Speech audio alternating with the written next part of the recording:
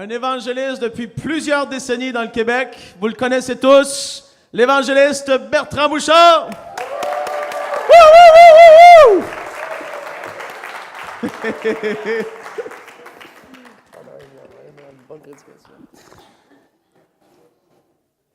Allô? 1, 2, 3, c'est beau? M'entendez-vous bien? Savez-vous pourquoi je parle avant Jonathan? Parce qu'après, il ne pourra plus parler. C'est parce qu'après, je ne pourrai pas parler. Ah non, merci Seigneur pour Jonathan. m'a essayé de lui donner une chance de parler. Amen. Je suis content d'être ici ce soir. Amen. On est depuis de bonne heure ce matin qu'on est sur la piste. On est en train de bouger. On va essayer de bouger encore. Je suis content de voir chacun de vous. C'est une bénédiction de vous voir. Savez-vous que je vous aime? Peut-être que vous ne saviez pas, mais je vous le dis, là. C'est ce qu'il a dit? Hey! Merci, il y a quelques-uns qui m'aiment.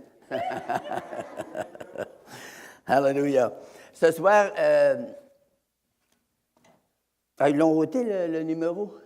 C'était marqué 32. C'était marqué 32 ans. J'ai dit ça, c'est pour Jonathan. Il n'avait pas marqué mon âge parce qu'il avait peur. Il avait peur que je ne finisse pas ma prédication. Donc, j'ai choisi une écriture qui parle sur la foi et la persévérance, parce que c'est un peu le thème de nos rencontres. Fait que ce soir, vous allez venir avec moi, si vous avez votre Bible, dans Hébreux 6.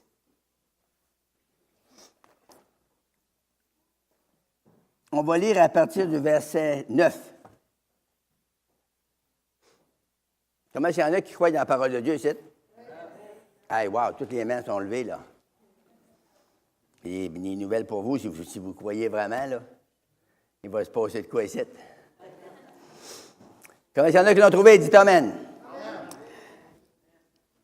Seigneur, dans le nom de Jésus-Christ, je te demande ce soir de laisser couler ton onction précieuse à travers nous. Et je prie que chaque personne, lorsque la parole de l'Éternel, la parole de Dieu va toucher le tympan de leur oreille, que l'esprit de foi puisse entrer en eux et qu'il soit visité au nom puissant de Jésus. Amen. Ça dit, quoique nous parlions ainsi, bien-aimés, hey, êtes-vous content que le Seigneur vous appelle? C'est bien-aimé.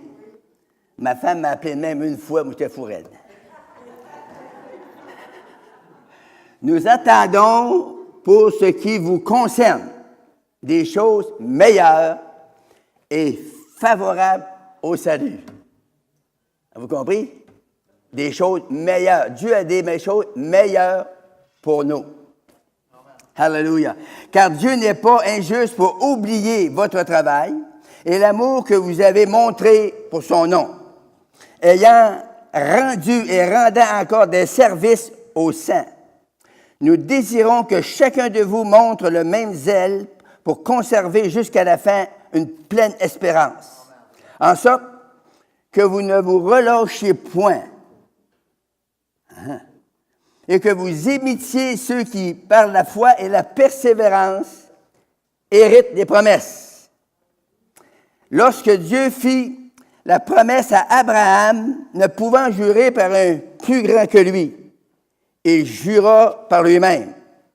Il dit, « Certainement, je te bénirai et je multiplierai ta postérité. »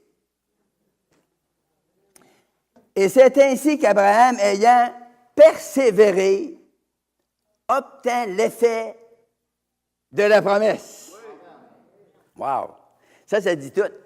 Si vous ne persévérez pas, vous n'obtiendrez jamais ce que Dieu vous a promis. C'est en français? Si vous persévérez, c'est garanti à 100%. Avec Dieu, c'est qui que j'aime? C'est que la garantie de Dieu sur ses promesses est 100%. Vous pouvez entendre prêcher des gens qui vont vous mettre en doute. Vous pouvez parler avec d'autres chrétiens qui vont vous mettre en doute. Mais moi, je voudrais vous assurer ce soir que les promesses de Dieu sont oui et amen, avec Jésus-Christ. Si vous priez dans d'autres noms, ça, c'est plus mon problème. Je vous parle si vous priez dans le nom de Jésus. Dans le ciel, il n'y a pas de nom. La Bible nous dit que toutes les promesses de Dieu sont oui. C'est-tu nouveau? Amen. Hallelujah. Et j'aime ça vous parler à soi. Je voudrais vous parler sur l'inspiration par l'exemple. Frères et sœurs Poulin, ça fait 32 ans qu'ils sont accrochés à l'œuvre. Puis moi, je l'ai vu quand il a commencé dans ses débuts. Moi, j'étais bien chum avec son père avant que Frère Poulin vienne au monde. Ça fait, vous pouvez être certain que je le connais bien.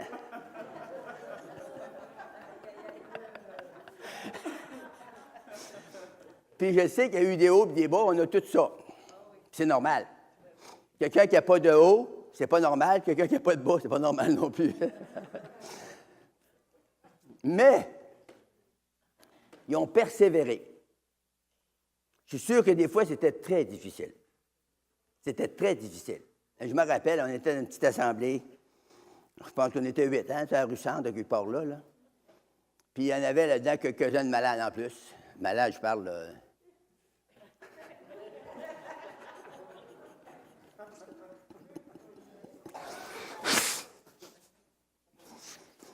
Puis frère et sœur Poulin, ils persévéraient pareil. Moi, j'aurais lâché tout de suite. Ils ne se sont pas laissés décourager, comme la Bible nous dit ici. Savez-vous ce que ça veut dire, le mot décourager? Ça veut dire perdre courage. Ça veut dire être abattu. Ça veut dire être désespéré. Être démoralisé.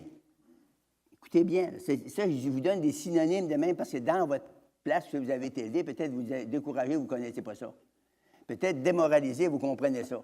Ça, je vous donne des synonymes. Dégoûté, écœuré, ça, tous les Québécois connaissent ça.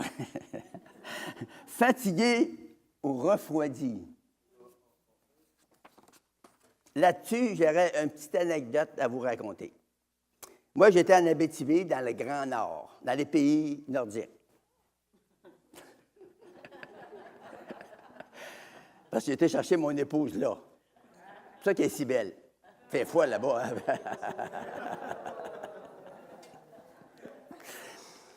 Puis on a commencé une œuvre toutes les deux. Juste toutes les deux. Parce qu'on arrivait de l'Ouest, des provinces de l'Ouest. Puis quand on arrivait là, il n'y avait pas d'ouvrage. Fait que je ne savais pas trop ce que ça fait. Il fallait que je travaille, il fallait manger. Quand même qu'on arrive dans l'Ouest, il faut manger pareil, hein, dans l'Est. Fait que là, ben, j'ai dit à ma femme, on va vendre du pollen d'abeilles. Fait qu'on vendait du pollen. On a commencé avec 5, 6 madames, puis quelques-uns avec le mari. Fait que j'ai dit, moi, avant de commencer pour aller vendre du pollen, j'ai dit, on devrait prier. Les autres, c'est la religion, la grande religion, ils prient Nomine Patris Spiritus Sanctus, ça finit là. Mais là, ils ont dit prier, oui. Puis on se poignait par la main, puis on a prié. Puis il y a une madame âgée qui m'a dit, elle dit, hey, M. Bouchard, vous devriez m'écrire votre prière. Elle dit, je la dirai à tous les soirs. Mais j'ai dit, je ne peux pas écrire ça, je ne sais même pas ce que j'ai dit. C'est vrai, nous autres, on prie, on ne s'en rappelle plus après. Hein? J'ai dit n'importe quoi. Oh non, elle dit, écrivez-moi là. Fait que là, ça m'a passé dans la tête, j'ai dit, hey, j'ai une idée. J'ai dit, je ne te l'écrirai pas, mais j'ai dit, samedi, si tu veux, samedi soir, je vais aller chez vous avec mon épouse, puis on va aller vous montrer à prier. Elle dit à son mari, elle dit, qu'est-ce que tu penserais de ça? Elle dit que M. Bouchard, il viendrait nous montrer à prier samedi soir. Il dit, taboire, c'est une bonne idée. Fait que là, taboire, on est allé. Moi, j'arrive là, je pensais que c'était lui et sa femme, tu sais, puis peut-être un autre couple. Mais non, il était 27 dans la maison. Elle avait tout invité la parenté. Fait que je rentre là, puis là, je dis, wow, avez-vous tout invité la ville de Malartic? Fait que là, j'ai dit, je vous ai dit que j'allais vous montrer à prier, fait que je suis obligé de le faire. Fait que j'ai dit, en commençant, on va prier. Il avait assis sur le signe, il avait assis partout. Fait que là, j'ai prié. J'ai dit, savez-vous à quoi j'ai pensé? J'ai dit, une autre affaire. J'ai dit, savez-vous, je veux que vous me posiez des questions sur la Bible. Pas sur la religion, sur la Bible. Puis moi, je vais vous répondre par la Bible. Ah, j'ai dit, c'était une bonne idée. Ils ont commencé à Elle a posé des questions, puis moi, je lui répondais. Hein? Il a dit, vois-tu, Gaga, comment on se faisait avoir? Puis là, ça rentrait. Là, j'ai parlé 1h30. J'ai répondu à leurs questions. Puis au bout d'1h30, j'ai dit, hey, à cette heure, il y a une affaire. Vous autres, vous êtes des croyants, mais vous ne croyez pas la bonne chose. Ah, ils ont dit, oui. C'est quoi qu'il faut croire? J'ai dit, il faut que vous mettez votre foi en Jésus. Puis lui, il va vous changer. Ah oui? Ils ont dit oui. J'ai dit oui, sûr et certain. J'ai dit, voulez-vous prier avec moi? Ils ont dit oui. Dit, je les ai fait la prière de repentance. Ils se sont repentis de péché, puis donnez votre vie à Jésus. Puis il dit, le tour est joué. Là, il y en a qui sont mis à pleurer, puis ils étaient touchés. Puis j'ai dit, c'est pas tout, là. J'ai dit, après, vous allez accepter Jésus, là. J'ai dit, il est obligé de vous guérir. Hein? Jésus, oui, il est obligé. Vous êtes ses enfants. J'ai dit, aimeriez-vous que vous auriez un enfant de malade, vous autres? Ils ont dit, ben non. Bon, j'ai dit, Jésus, pareil, il ne veut pas que ses enfants soient malades. J'ai dit, donnez votre vie à Jésus, on prie pour vous, le Seigneur vous guérit aussi. Fait que là, ils ont donné le vie au Seigneur, puis là, on a commencé à prier pour les malades. Ça tombait partout dans la cuisine, il y en avait partout. Il y en avait à Rolsting, il y en avait partout. Et là, ça pleurait là-dedans. Et là, je t'ai béni, moi. Moi, j'aime ça voir du monde touché par Dieu. J'aime ça voir du monde sauvé, mais sauvé, là. Pas sauvé de la police, sauvé de leur péché.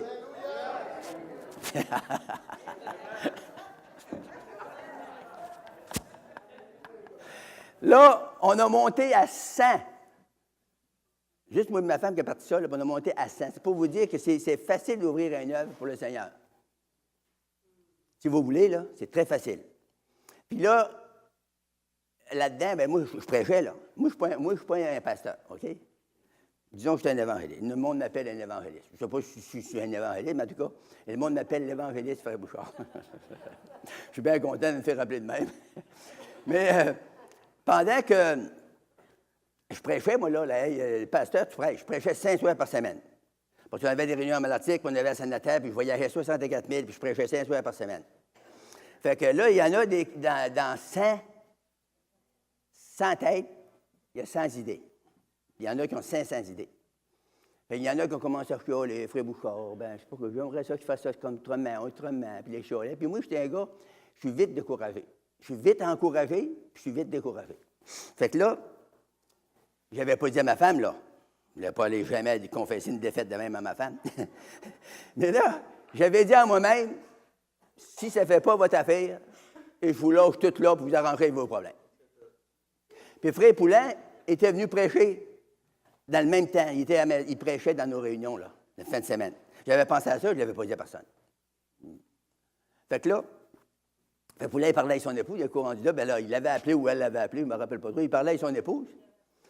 Puis son épouse, savez-vous qu'est-ce qu'elle a dit? Elle ne savait rien, puis ma femme ne savait rien. Il y avait un moi et le Seigneur qui savait. J'étais découragé, puis je voulais lâcher. Puis la sœur Poulin, elle m'a juste pris, elle a dit à Frère Poulin, elle dit, attends un petit peu, elle dit, lâchez pas, Frère Bouchard. Wow! Il a manqué de tomber à terre. Elle ne savait rien, là. Voyez-vous comment le Seigneur peut vous utiliser pour encourager un vieil évangéliste? Elle dit, là, je ne vais pas, Frère Bouchard. Hey, j'ai dit, tout de suite, non, là, je ne suis pas certain. Puis là, ça a continué. Après ça, j'ai démissionné, puis je suis en allé plein temps dans l'évangélisation. Fait que là, je travaille encore dans l'évangélisation. Je vais juste vous dire que s'il n'aurait pas persévéré, s'il n'aurait pas été là, mais moi, j'aurais lâché l'œuvre là-bas. Il était dans le salon mortuaire. Après ça, on avait loué le salon mortuaire. Je ne voulais pas dire mourir tous ensemble. Mais on a des hauts puis des bas.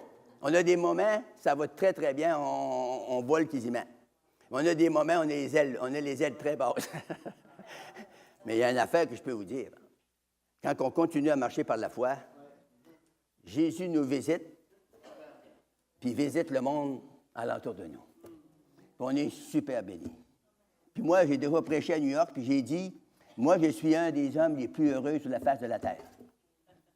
Je prêchais ça à 2000 personnes. Puis le prêcheur, il a couru vite, puis il a dit, will you repeat this?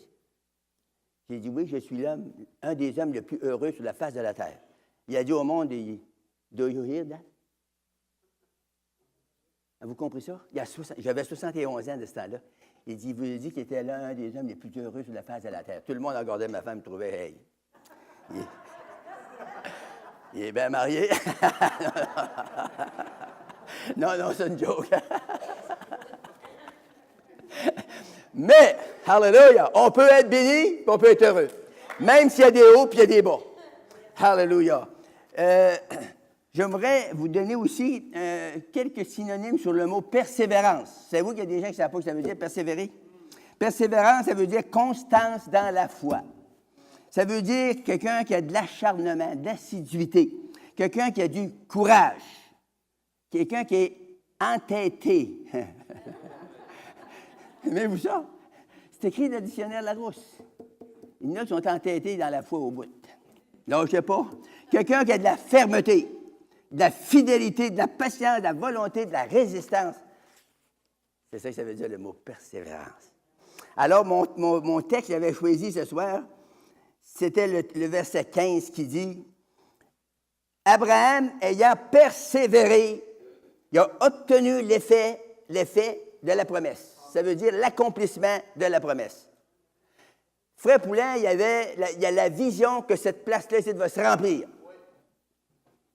Puis moi, je crois ça. Vous allez dire, vous êtes malade, comme il y a des chaises de vide. C'est pas des chaises, c'est des bancs.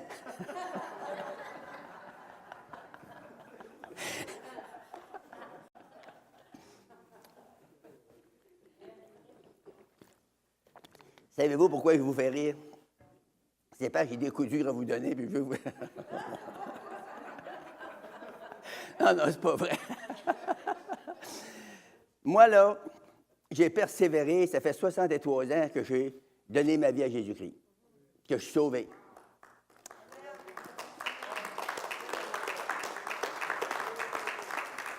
Et je vous remercie de m'applaudir. Savez-vous pourquoi? Parce qu'il y en a qui m'ont dit, toi, tu vas mourir jeune. Avec la face, ils savent que toi, tu vas mourir jeune. Puis ils sont tous morts. Puis moi, je suis encore là. Puis il m'a vous dire une affaire, je ne suis pas prêt de partir. Si vous êtes tanné de m'entendre prêcher, là, calez votre truc. Jusqu'à quel âge que je vais prêcher, ça, je ne le sais pas. Mais je sais une affaire, par exemple. Moi, j'ai une vision pour le réveil. Mais il y en a qui m'ont dit, oui, mais depuis que tu es jeune que tu as ça. C'est vrai. Mais une vision, ça s'accomplit, ça, un jour ou l'autre. Puis si le Seigneur, il m'a montré à moi en 2004, excusez mes blancs de mémoire, là. Mon âge, c'est normal. En 2004, j'étais à Calgary, à Lethbridge, pour aller prêcher, donner mon témoignage à Miracle Channel. Tu connais ça? Puis j'ai donné mon témoignage, puis j'ai pris l'avion, puis je me suis revenu ici, puis je me suis couché, puis j'ai dormi, puis dans la nuit, j'avais bien dormi. Vers 3 heures, je me suis réveillé, bien réveillé, tout d'un coup, là, comme ça. Pas ma femme m'a réveillé pour ça, là. Là, j'ai dit, wow. Puis là, le Seigneur m'a montré une vision. Écoutez bien ceci, là, parce que vous allez voir ça de vos yeux, vous aussi, vous êtes jeunes. J'ai vu un petit ruisseau, premièrement, large de même, ça de creux, dans le pied d'une grosse montagne, qui s'est creusée à peu près 100 pieds de long, je ne sais pas, là. Puis là, quand l'eau a commencé à couler, l'eau sortait de la montagne, là, claire comme du cristal, puis a commencé à couler dans le petit ruisseau. Puis là, c'était vaseux. Vous connaissez ça de la terre jaune? C'était vaseux, là. Puis là, plus que l'eau coulait, plus que le petit canal venait très, très clair. Puis là, c'est venu, il n'y avait plus de chaud. Puis là, le Seigneur m'a dit ça, c'est le péché dans le Québec. La boue, là, tu sais, il y en a du péché, hein? Si vous n'en savez pas, je pourrais vous en nommer à soir, là, on ne prendra pas le temps pour ça, mais des tonnes. Fait que ça a passé. Le ruisseau est venu très clair. Puis là, l'eau a monté. Là, ça a commencé à monter, ça a monté. Par-dessus cette grosse montagne-là. Puis on a passé 3 vagues sur la nation. Écoutez bien ceci, là. En 2004, on n'était pas encore une nation. On l'était, mais on n'était pas nommé une nation. Les 3 vagues de réveil, 3 vagues ont passé sur le Québec. Le Seigneur m'a dit, ça, c'est sur la nation du Québec. Et là, je dis à ma femme, je ne sais pas une nation s'il veut dire, c'est juste les Français ou les Anglais avec. En tout cas, ça restait de même. En 2006, vous rappelez-vous du ministre Harper au Canada, il a nommé le Québécois, les Québec, une nation. On est devenu une nation. C'était reconnu dans la charte canadienne et québécoise. Fait que là, mon son m'est revenu très clair. Regarde ton son. Le Seigneur, quand il dit de quoi, il sait ce qu'il dit. Il sait ce qu'il veut dire, puis il sait ce qu'il va dire, puis il sait qu'il va l'accomplir. Fait que l'éveil de réveil, là, le Seigneur m'avait dit, ça va passer sur la nation du Québec. Fait que je pense à ça des fois. Le diable me dit, il doit être le diable qui me dit ça sûrement. Il dit, tu vieillis, là, puis tu ne l'as pas vu encore, le réveil. Mais quand je pense à ça, Satan, c'est un menteur. La Bible nous dit, quand il parle de son propre fond. Il ne peut pas dire de vérité. Tout ce qui sort de lui, c'est du mensonge. Fait que là, j'ai dit, si le Seigneur, il me l'a montré à moi, ça, c'est en québécois. S'il me l'a montré à moi, donc, je vais être dedans. Trouvez-vous que ça fait du sens? Puis quand le réveil va débuter dans le Québec, ça va faire exactement ce qui s'est passé dans tous les réveils. Quand il y a un réveil, le péché sort. Quand il n'y a pas de réveil, le péché entre dans l'Église. Mais quand le péché tombe dans les vagues du réveil, là, il s'en va, il s'éloigne. Là, les chrétiens vivent saintement, puis ils cherchent le Seigneur, puis ils cherchent jour et nuit. Quand ils se réveillent, il est plutôt de dire qu'ils ont la pitoune, là, la pitourne. Vous connaissez-vous ça, la pitourne? C'est quand ils se réveillent, puis ils tournent, puis ils tournent, puis ils tournent. Mais de ce temps-là, il n'a plus de pitourne. Quand on est dans le réveil, la nuit, quand on se réveille, on loue le Seigneur. Alléluia. Oh, alléluia. On pleure, on rit de joie. On est comme des enfants fous, mais c'est vrai qu'on est fous. On est fous pour le Seigneur. Moi, avant, j'étais fou pour le diable. Je courais les tavernes, me battais comme un chien, je fumais les cigarettes comme une cheminée, je buvais, je virais des brosses. J'étais fou. Je dépensais tout mon argent. J'allais travailler 3 ou 4 mois, je sortais, je buvais tout ça. Trouvez-vous ça fou? Oui. C'était vraiment fou. Mais à l'âge de 25 ans, j'ai rencontré un gars intelligent comme vous. Il m'a parlé de Jésus. Tu peux être sauvé et être guéri. Sauvé, je ne comprenais pas. J'ai envoyé ça par-dessus bord, mais être guéri, j'avais de l'arthrite, des rhumatismes. Ça m'intéresse. Il dit, viens, ça ne coûte pas une scène. Monsieur, de ce temps-là, il dit, ça ne coûte pas une scène. Ça ne doit pas valoir cher. Il dit, viens voir. Il parlait comme ça. Ça, j'ai été voir. Le matin, je n'ai pas compris. Mais le soir, j'ai compris. La puissance de Dieu a tombé sur moi. Savez-vous quand? Quand j'étais à genoux dans la salle de prière, comme ça, puis que j'ai arrêté de penser au monde, puis essayé de répéter les prières des chrétiens. Je ne connaissais pas ça, des prières, moi, Alléluia, gloire à Dieu, Amen, merci Seigneur, sauve-moi Seigneur. Je ne connaissais rien de ça. Moi, je connaissais Salut Marie 52 fois. Des fois, je disais, elle doit-tu être fatiguée de m'entendre dire ça? Non, je pensais à ça, des fois, tu arrives à moi, puis tu dis, salut Bertrand, salut Bertrand, salut Bertrand, salut Bertrand. Hey! Je dirais, lâche-moi la paix. Fait que là, j'ai levé mes mains comme ça, il dit, Jésus, c'est misérable pécheur, sauve-moi! La puissance de Dieu, ouf, tombé sur moi. Ah, oh, c'est merveilleux. Je ne peux pas vous expliquer ça avec le petit français que j'ai. Parce que j'ai un français pauvre, vient de Gaspésie. J'étais assez béni, là. Je te le dis, là, j'étais pour 3 mois, moi, je flottais. Je portais quasiment pas à terre, je flottais, là. J'étais content, j'étais heureux, il n'y avait rien. Tant que je n'ai pas vu une bêtise dans l'Église. Ça m'a découragé bien raide. Une chance que le chrétien qui me gardait, il est venu me trouver et il m'a dit, hey, Frère Bouchard, t'es allé là? J'ai dit, oui. Ah, il ne va pas là. Oui, mais comment c'est ça qu'ils ont un main en l'air, puis Alléluia, gloire à Dieu. Oui, mais ça ne fait rien, ça. Il dit, ils sont touchés, le Seigneur leur parle, mais ils ne se donnent pas. Avez-vous compris ça? Ils ne se donnent pas à Jésus. Ils ont les mains en l'air, puis Alléluia! Quand tu es nouveau, tu penses qu'ils sont dans le ciel. Au bon non, ils sont dans le purgatoire bien proche du ciel. Fait que là, j'ai compris. Puis à cette heure, ça ne me dérange plus pantoute ce que le monde dise. Plus pantoute.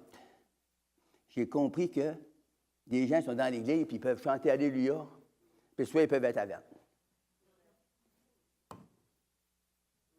Si vous vous fiez sur les chrétiens, vous n'irez pas loin. Mais le Seigneur nous a dit de se confier en lui, en Jésus-Christ. Il est notre Sauveur, il est notre Seigneur, il est le Roi des rois, il est le guérisseur. Il m'a guéri de l'arthrite des rhumatismes. Il est notre délivrance. Il est notre plénitude. Il peut vous baptiser du Saint-Esprit et de feu. Et là, ce soir même. Il veut nous prospérer financièrement. Dieu ne veut pas que ses enfants soient pauvres. Pourtant, il y a beaucoup de pauvres parmi nous. Pourquoi? On n'a pas saisi la promesse de Dieu. Mais il faut qu'on la saisisse. C'est écrit noir sur blanc. Il y en a qui vont me faire dire arrête, Frère Bouchard? Et je vais juste aller dans 2-3 versets. J'en ai pris. J'en ai 9-10. Fait que si je parle sur les 9-10, puis je te donne mon témoignage sur les 9-10, vous ne sortirez pas d'ici. Puis là, il y a mon fils qui va parler, puis lui, quand il va prendre la parole, moi, je m'assis puis j'écoute. Exode 14. Exode 14 et le verset 13. C'est-tu 13? Ben non. Ben oui. 14, 13.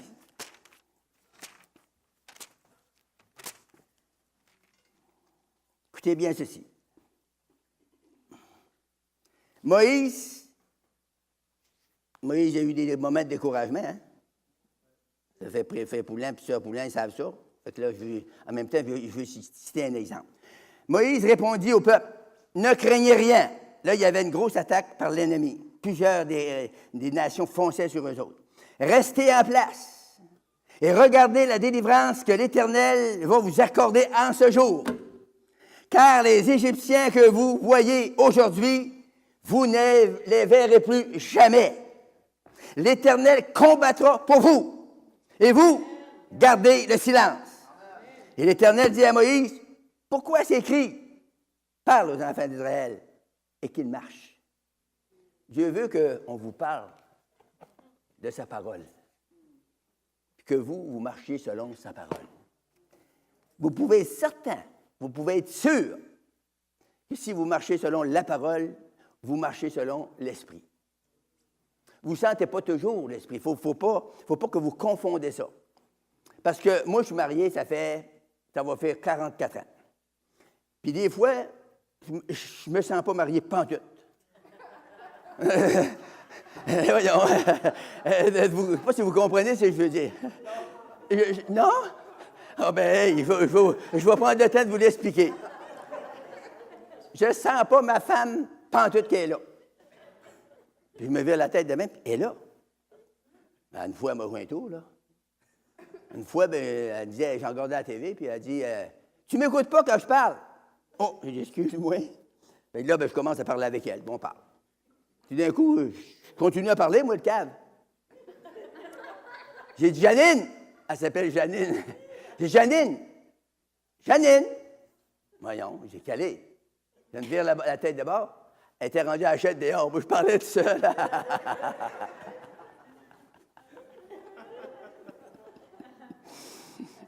Ça peut arriver.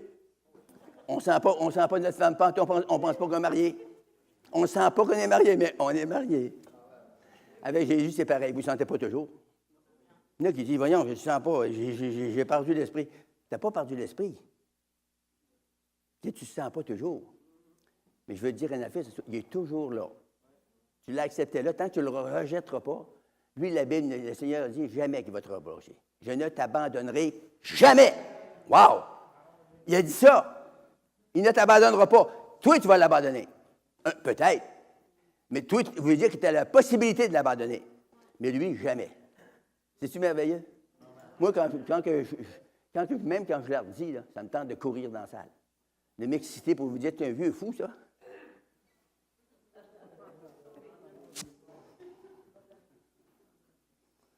On est-tu bien sauvés? Tu sais, quand les tentations viennent, j'ai été tenté la semaine passée encore. J'ai des tentations qui me viennent dans ma tête, des affaires de fou terribles. Je n'ai jamais pensé à ça quand j'étais païen. Ça vous dit-tu de quoi? Je vous le dis, je suis païen, je ne pensais pas à ça. Puis là, ça vient dans ma tête. Voyons, qu'est-ce qu'il y a là? Je suis un premier fou. Non. Le diable ne veut pas qu'on s'approche du Seigneur. Il t'en met dans la tête. Il y en a qui ont la tête pleine grosse de main. C'est des démons. Oh! C'est Bouchard, nomme pas ça. Mais oui, si ne le nomme pas, tu vas continuer à être plein, la tête pleine. Ça ne veut pas dire que vous êtes possédé, ça, là. Comprenez-moi bien, là. Vous êtes oppressé ou vous êtes obsédé par des démons. Tu dis, hey, ça se peut-tu? Ben oui. Les enfants d'Israël étaient plus qu'1,5 million quand ils ont sorti du désert pour s'en aller de. Puis la Bible nous dit qu'ils étaient tous oppressés. Tous. Il y en avait des bons là-dedans, pas tous des C'était pas tous des poules mouillées. Est-ce que vous me suivez? Il y avait des très bons chrétiens, mais il y avait des pas bons pantoutes. Il y en a qui étaient des idolâtres, ils ont fait toutes sortes d'affaires. Mais de ce temps-là, il y avait un salut collectif. Fait que quand la présence de Dieu descendait sur les bons et sur les méchants, descendait sur tout.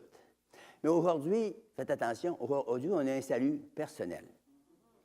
La présence de Dieu peut descendre sur un frère d'être là, puis l'autre côté, il ne sentira rien en tout. Puis moi, ça m'est arrivé. Je ne sais pas pourquoi je vous dis ça, là. Peut-être que ça va vous aider. Dans les premiers temps, j'étais sauvé. Dans les premières années, j'étais à l'école biblique. À Petit-Bretel, j'étudiais la parole. Fait que là, je vais dans une réunion, le pasteur prêche. Je n'ai pas été touché, pantoute, mais pas pantoute. Fait qu'en sortant, j'étais triste. Tu sais, quand tu es nouveau, hein, tu veux toujours être en feu, hein. Là, j'ai dit à un gars, j'ai dit la main, comment ça va, Bouchard? Bien, j'ai dit, ça va pas trop bien, là. J'ai dit, le pasteur, il était sec un matin, pas à peu près. Il se met à pleurer. Je suis à pleurer. Hey, il dit, tu fous, va pas dire ça, il dit. C'est la meilleure réunion que j'ai jamais vue. J'ai dit, hein? Il dit, oui. Il dit, moi, j'ai été assez touché, là. J'ai pleuré toute la réunion. Ah! Il dit, ça me traversait partout l'esprit. J'ai dit, bon, es-tu malade? Mais là, je me suis en allé, puis j'ai prié. J'ai dit au Seigneur, c'est quoi la fait? Comment ça que lui, il dit qu'il était touché comme ça? Puis moi, j'ai trouvé ça sec au bout. Le Seigneur m'a dit, tu n'étais pas là. Tu n'écoutais pas, puis tu pensais à d'autres choses, le temps que je prêchais, puis tu critiquais. J'ai dit, il est donc bien sec un matin. Si je pensais qu'il était sec, je ne vois pas rien dans ce sauveur d'humide. Est-ce que vous me suivez? Je ne pouvais pas sentir l'onction. J'étais déjà en rébellion. C'est ça qu'est le salut personnel. Mais c'est merveilleux. Vous pouvez être assis en rein sec au bout, comme un poteau de téléphone planté sur une digue de roche. Puis vous pouvez être béni à l'os. Alléluia! Oh oui! Hey, hey, hey, hey, hey! Pourquoi? Parce que votre cœur est bien disposé, puis vous recevez la parole.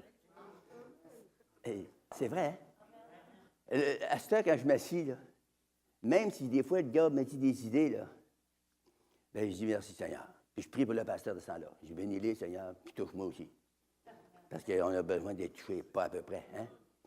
Pour recevoir, il y a toujours, dans un message, il y a toujours une écriture qui devrait venir nous chercher. Ça, c'est sûr. Il y a toujours quelque chose à quelque part. C'est toi qui as eu la brillante idée de faire jouer I Fly Away ce soir? Ça vient de ta tête? C'est qui t'a demandé de jouer ça? I Fly Away? Ah! C'est mon chant préféré quand je vais à Saint-Julienne. Eh bien, j'y fais toujours chanter ça, puis I Fly Away. Ouf! Alléluia. Fait que quand vous chantez ce chant-là, c'est sûr que Frère Bouchard est béni. Puis il y en a qui ne l'aiment pas, ce chant-là. Il y en a qui trouvent ça simple, il y en a qui trouvent ça ne bénit pas pantoute. Voyez-vous comment est-ce que c'est, là? Un chant peut vous bénir, puis l'autre de côté va être bien sec. Un autre chant va bénir lui, puis vous ne vous bénirez pas pantoute. C'est ça, la vie chrétienne. La vie chrétienne, là, on fly away, oui. C'est sûr qu'on va flyer un jour ou l'autre, on s'en va avec le Seigneur, ça c'est sûr. Puis il y a des moments dans la vie chrétienne qu'on a vraiment envie de voler, on est vraiment béni. Mais il y a des moments que c'est sec, c'est dur, c'est raide, c'est pas encourageant. On dirait que tout est contre nous. Il y a des personnes, on dirait, qui sont contre nous. C'est pas vrai. C'est pas vraiment les personnes qui sont contre nous. C'est les démons qui sont contre nous. Les puissances des ténèbres vont toujours être contre la lumière. Parce que quand vous rentrez dans les puissances des ténèbres, la lumière apparaît, puis les ténèbres sont obligées de partir. Est-ce que vous me suivez? Quand il y a de la lumière, il n'y a plus de ténèbres. Quand la lumière est rentrée en moi, les ténèbres ont parti. Fait que plutôt de sacrer, je chantais des louanges. Puis même une fois, je travaillais en Ontario au tabac, là, puis j'étais sur une wagon. Ils ont dit, vas-y, Bouchard, pour ouvrir le panneau du kill de tabac, là. Fait que je m'en vais là, moi. Puis là, je les avais dit que j'étais sauvé, puis je ne sacrais plus, puis j'étais tout délivré de ça. Fait ils ont dit, ah ouais, Bouchard, va ouvrir ça. Je pogne le corps, puis je tire, il part. Ça ne rouvrait pas. Faut que je te donne un coup, bang! Le corps casse, je tombe sur le dos, sur une roche. Fait que là, les gars s'attendaient que j'allais en sortir toute une filée de sacs, tu sais. J'ai dit, ah, gloire à Dieu. Ils ont dit, il est vraiment sauté.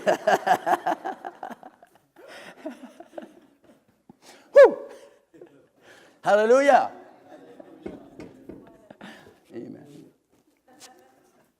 Juge.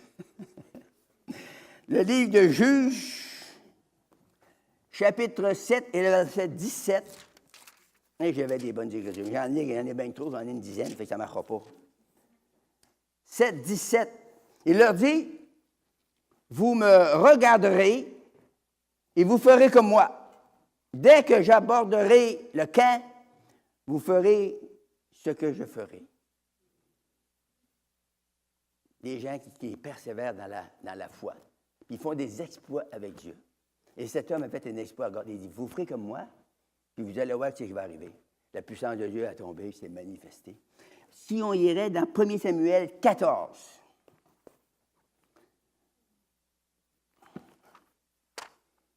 1 Samuel 14. Voyons, si je suis dans ma Bible. Le verset 6 et 7. Ah oui, ici. Ça nous dit, Jonathan à l'attaque d'un poste de Philistin. Jonathan dit au jeune homme, c'est pas Jonathan, mon fils, là. Jonathan dit au jeune homme qui portait ses armes, viens et poussons jusqu'au poste des incirconcis. Peut-être l'Éternel agira-t-il pour nous, car rien n'empêche l'Éternel de sauver au moyen de petits nombres comme d'un grand nombre. Et celui qui portait ses armes lui répondit, fais tout ce qui est dans ton cœur. N'écoute que tes sentiments, me voici près de toi pour te suivre. C'est bon, hein? C'est ça que Dieu veut faire. Il veut qu'on avance, qu'on ne lâche pas. Il veut qu'on persévère. Il y en avait dans ce groupe-là, si vous lisez tout le passage, il y en avait qui étaient cachés partout dans le bois, des chrétiens, là, des Hébreux, la gang d'Israélites. Ils étaient cachés partout dans le bois, ils avaient peur, là, parce que les Syriens s'en venaient sur eux, ils avaient peur. Mais Jonathan n'était pas de ce genre-là. Jonathan était d'un genre à foncer. Un peu comme mon Jonathan, là. Il fonçait, puis il ne lâchait pas. Puis savez-vous ce qui est arrivé? Quand ils ont battu sur un arpent. Ils ont battu 30-35 hommes qui ont tué. Puis là, la peur a tombé dans le camp de l'ennemi. Puis là, la frousse les a pognés. Puis là, les enfants d'Israël ont sorti des brousses. Puis ils ont fait une victoire extraordinaire. Alors, vous pouvez, si vous continuez, si vous persévérez, vous pouvez faire des exploits merveilleux avec Dieu. Puis, la persévérance, c'est une des plus grandes qualités. La foi et la persévérance. Il y a des gens qui me disent des fois, j'ai la foi. Ça, c'est correct. Ça te l'apprend, la foi. Tu ne peux pas être sauvé sans la foi. La Bible nous dit, c'est par la foi qu'on est sauvé, c'est par la grâce qu'on est sauvé, par le moyen de la foi. Cela ne vient pas de nous, c'est un don de Dieu. Amen. Donc, tous les chrétiens sont nés de nouveau, ont la foi. Mais un autre affaire, il faut qu'ils aillent aussi, s'ils veulent continuer dans la vie chrétienne.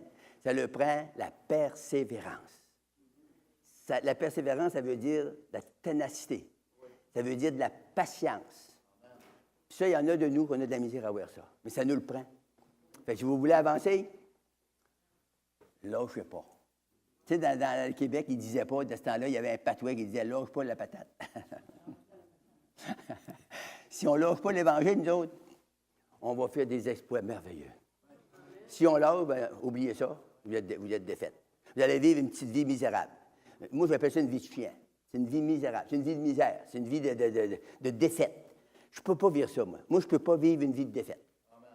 Il y en a qui se demandent des fois, « Tu Boucard, frère Boucard, tout est grancieux, tu n'as pas de combat, tu ris tout le temps. » Ben, j'aime ça rire. J'aime mieux rire que pleurer. Moi, quand je n'étais pas sauvé, j'ai pleuré souvent. Je pleurais sur mes péchés. Je me couchais le soir, je n'étais pas sauvé, là. Puis je pleurais. Puis je disais, « Seigneur, tue-moi pas cette nuit parce que je finis, moi, là. Je m'en vais direct dans le Casimir en bas. » Mais, le Seigneur m'a sauvé aussi. Amen. Le Seigneur, il a pris un petit détour, puis il m'a emmené, puis je me suis donné à lui. Ce soir, il va vous dire de quoi. Là, je vais donner la place à Dieu. Il me reste encore trop de versets, puis si je prends ça, ça va trop prendre de temps, puis vous êtes déjà fatigué de la journée. On va prier pour vous. Jonathan va parler, là, 2-3 heures, puis après ça... non, Joe, il va parler raisonnablement. Après ça, on va prier pour vous, si vous avez des besoins. Si vous êtes venu ici pas sauvé, vous pouvez sortir sauvé. Une nouvelle créature.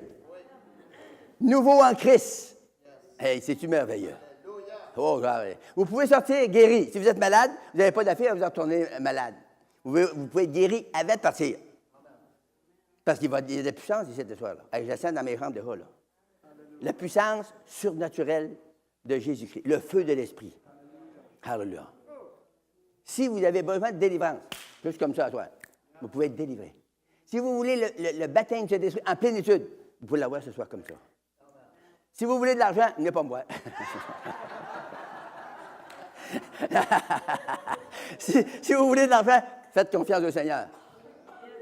Quelqu'un peut vous donner une poignée de main, puis vous pouvez être surpris. Si vous êtes bien mal pris, là, je vous le dis, là, ça m'est arrivé des fois. Ça peut vous arriver à vous. Ça veut dire que tous vos besoins peuvent être comblés ce soir. Fait attendez-vous, après avoir attendu Jonathan, puis le père Bouchard, attendez-vous de recevoir quelque chose. Dites-vous dans votre cœur, ce soir, c'est mon soir. Ce soir, c'est à moi, Seigneur. Ce soir, parle-moi, Seigneur.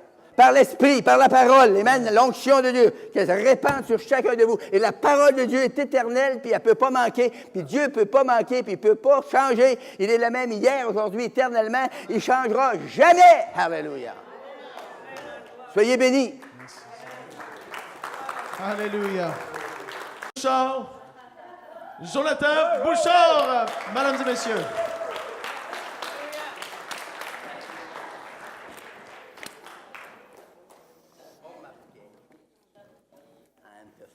Tu ne me la laisses pas, il y a de l'onction. Alléluia.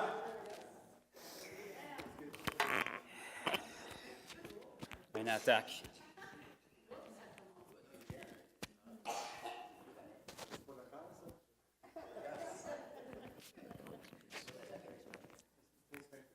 Je suis dans la bonne église si jamais il arrête de battre.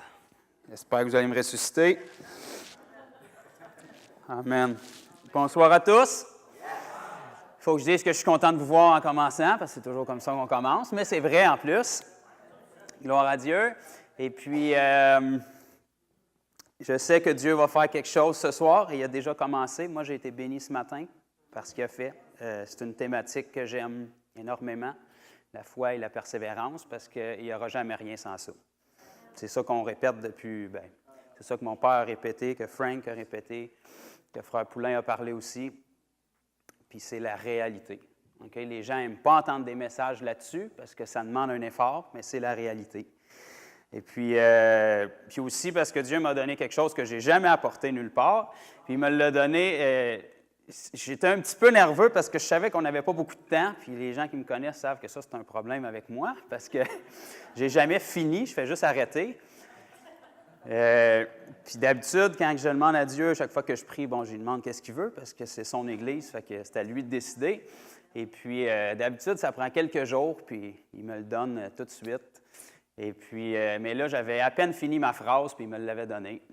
Fait que je vais parler de Jean-Baptiste. Qui l'eût cru? Amen. Et puis, j'aime ça, par contre, commencer toujours en donnant des petits témoignages. Fait que je suis comme peut-être un des plus jeunes dans la foi qui a parlé aujourd'hui. Frank, il fait plus longtemps que moi qu'il est sauvé. Mon père, naturellement. Frère Poulain aussi. Donc, j'ai peut-être pas 63 ans d'expérience dans le Seigneur pour vous témoigner de la foi et de la persévérance, mais de celle que j'ai, je peux vous témoigner qu'il est fidèle quand nous sommes persévérants. Et même si vous n'êtes pas persévérant, Dieu demeure toujours fidèle de son côté. C'est jamais Dieu le problème, c'est toujours nous. Et j'ai pensé à ça tantôt quand mon père parlait. C'est pour ça que c'est dangereux quand je parle après quelqu'un, parce que je reçois 4 autres messages pendant que la personne parle. Mais il a partagé que quand il avait prié avec des gens, les gens ont été touchés, puis ils ont demandé d'écrire la prière, et puis ça m'a fait cliquer. Il y a 3 semaines environ, il y a quelqu'un qui m'a écrit sur Facebook pour me demander mot à mot pratiquement la même chose. La personne m'a écrit, puis m'a dit, naturellement, elle me connaissait par Facebook. C'est assez difficile par Facebook, à moins d'être aveugle, de ne pas saisir que j'ai de la foi en Jésus. Donc, elle avait remarqué ça, et puis elle me dit, tu pourrais-tu me donner une prière écrite que je pourrais répéter pour apprendre à faire confiance puis lâcher prise? Fait que naturellement, là, quand j'ai vu le message, ça s'est terminé par un paragraphe avec l'Évangile. Et puis, cette personne-là, la même chose qui est arrivée avec mon père, en fait. Moi, je ne peux pas vous écrire une prière. Okay? Vous êtes des enfants de Dieu. Si vous êtes ici, probablement, vous le savez que ce n'est pas quelque chose qu'on récite, ce n'est pas de la religion. Quand tu parles avec ton cœur, ça touche les gens. Okay? Quand tu as une relation avec Dieu, ça ne se fake pas. OK? Quand tu as une intimité avec Dieu, puis tu es habitué de parler avec Dieu, de communier avec Dieu, les gens ressentent ça. C'est pour ça qu'ils veulent que tu leur mettes ça sur papier. Et puis, cette personne-là, j'ai partagé naturellement que ce n'était pas quelque chose qui s'écrivait, c'était vraiment d'avoir une relation avec Dieu, puis premièrement, d'être sauvé. Si tu veux apprendre à faire confiance et à lâcher prise, c'est exactement ça que Dieu attend. Lâche prise de ta vie, donne-y, puis il va t'en donner une nouvelle. Et puis, cette personne-là était à la maison la semaine d'après. Elle a entendu le message de l'Évangile et mardi dernier, elle a été baptisée à la maison, puis elle était ici ce matin. Donc, même si ça ne fait pas 63 ans d'expérience, il semblerait que Dieu n'a pas changé son plan, puis il a encore le même cœur pour les gens. Parce que s'il l'a fait avec mon père, il y a je ne sais plus combien d'années que ça s'est arrivé, c'est à Malartic, je crois, avec les... il le fait encore aujourd'hui. Dieu, il n'est pas bipolaire, il ne change pas d'idée, il ne suit pas à mode, il n'y a pas un nouveau move tout d'un coup. Il a toujours eu le même désir, le même cœur, sa volonté, c'est que tous viennent à la repentance. Amen. Par vous. Amen. Voyez-vous, là, il n'y a eu plus d'amen, OK? Parce qu'on veut que Dieu sauve tout le monde, mais on ne veut pas que ça soit par nous. On veut que ça soit par l'évangéliste, par un autre. Mais l'évangéliste, c'est vous. OK? Ça veut dire que vous annoncez l'Évangile. Ça, c'est ça notre définition de tâche. Amen. Et puis, on va regarder ce soir quelque chose dans la vie de Jean-Baptiste sur la foi et la persévérance, justement.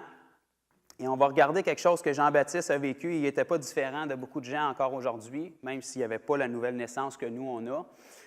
Et on va commencer par regarder. Je pense que ça va nous faire réaliser des choses. On va rouvrir ensemble dans Luc, si vous voulez. Si vous ne voulez pas, moi, je vais y aller quand même, puis je vais vous le lire, fait que vous allez être forcés de l'entendre, alors quittez au plus vite si vous ne voulez pas l'entendre. Luc, le premier chapitre.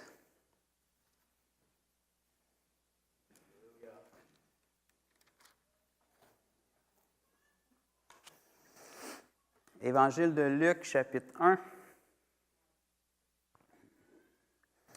Et on va y aller au verset... On va commencer au verset 39. Dans ce même temps, Marie se leva et s'en alla en hâte vers les montagnes, dans une ville de Juda. OK, là, juste pour vous mettre dans le contexte, Marie, ici, on parle de la mère de Jésus, celle que mon père saluait beaucoup dans son ancienne vie. Elle entra dans la maison de Zacharie et salua Élisabeth, qui était une de ses parentes, et qui était la femme de Zacharie, et qui était la mère de Jean-Baptiste. Verset 41. Dès qu'Élisabeth entendit la salutation de Marie, son enfant tressaillit dans son sein et elle fut remplie du Saint-Esprit. Okay? La première personne à reconnaître le Messie ici-bas, c'était Jean-Baptiste, et il n'était même pas né encore. Okay? Je vais juste ressortir des petits traits de caractère là, de Jean-Baptiste. On va tourner ensemble dans Jean maintenant. Évangile de Jean, chapitre 1 aussi.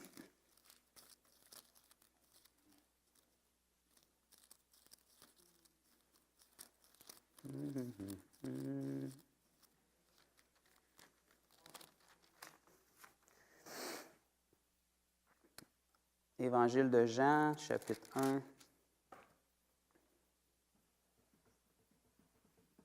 On va commencer au verset 29. Ici, pour se remettre dans le contexte, Jean-Baptiste était plus vieux, il avait commencé son ministère. Et voici ce qu'il déclare. Le lendemain, il vit Jésus. Jean-Baptiste vit Jésus. Venant à lui, et il dit, okay, le même Jean-Baptiste qui, avant sa naissance, avait déjà tressailli par l'Esprit dans la présence de Jésus, qui n'était pas né non plus. Ce même Jean-Baptiste-là, il dit, « Voici l'agneau de Dieu qui ôte les péchés du monde. » Okay? Ça, c'est une déclaration claire, nette et précise. Tu n'inventes pas ça de même. Là. C'est quand même assez important comme déclaration. Qui ôte les péchés du monde. Tu sais, il y a une différence entre donner une prophétie comme « Je vois que le meilleur est à venir pour toi, puis Dieu t'aime, mon frère », puis dire à quelqu'un que c'est l'agneau immolé qui ôte les péchés du monde. Okay? C'est une parole précise, là. C'est celui dont j'ai dit après moi, il vient un homme qui m'a précédé, car il était avant moi. Je ne le connaissais pas, mais c'est afin qu'il fût manifesté à Israël que je suis venu baptiser d'eau. Jean rendit ce témoignage. J'ai vu l'Esprit descendre du ciel comme une colombe et s'arrêter sur lui. Je ne le connaissais pas, mais celui qui m'a envoyé baptiser d'eau, celui-là m'a dit, « Celui sur qui tu verras l'Esprit descendre et s'arrêter, c'est celui qui baptise du Saint-Esprit. » OK? C'est encore valable. OK? Si Jésus est encore vivant puis il est celui qui baptise du Saint-Esprit, il n'a pas changé de tâche en cours de route. Amen. Et j'ai vu et j'ai rendu témoignage qu'il est le Fils de Dieu. OK, ça, c'est encore une autre déclaration claire. Il n'y a pas erreur sur la personne. Jean a déclaré que Jésus était le Fils de Dieu. On continue, verset 35.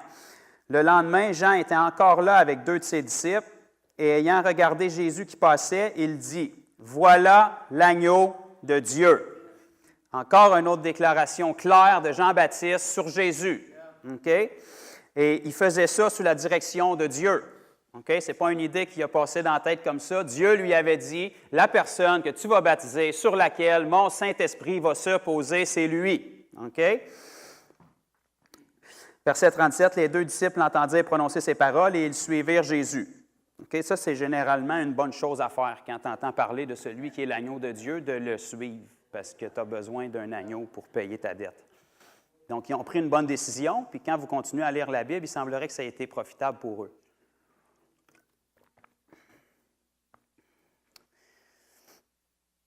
Venez avec moi dans Jean 3.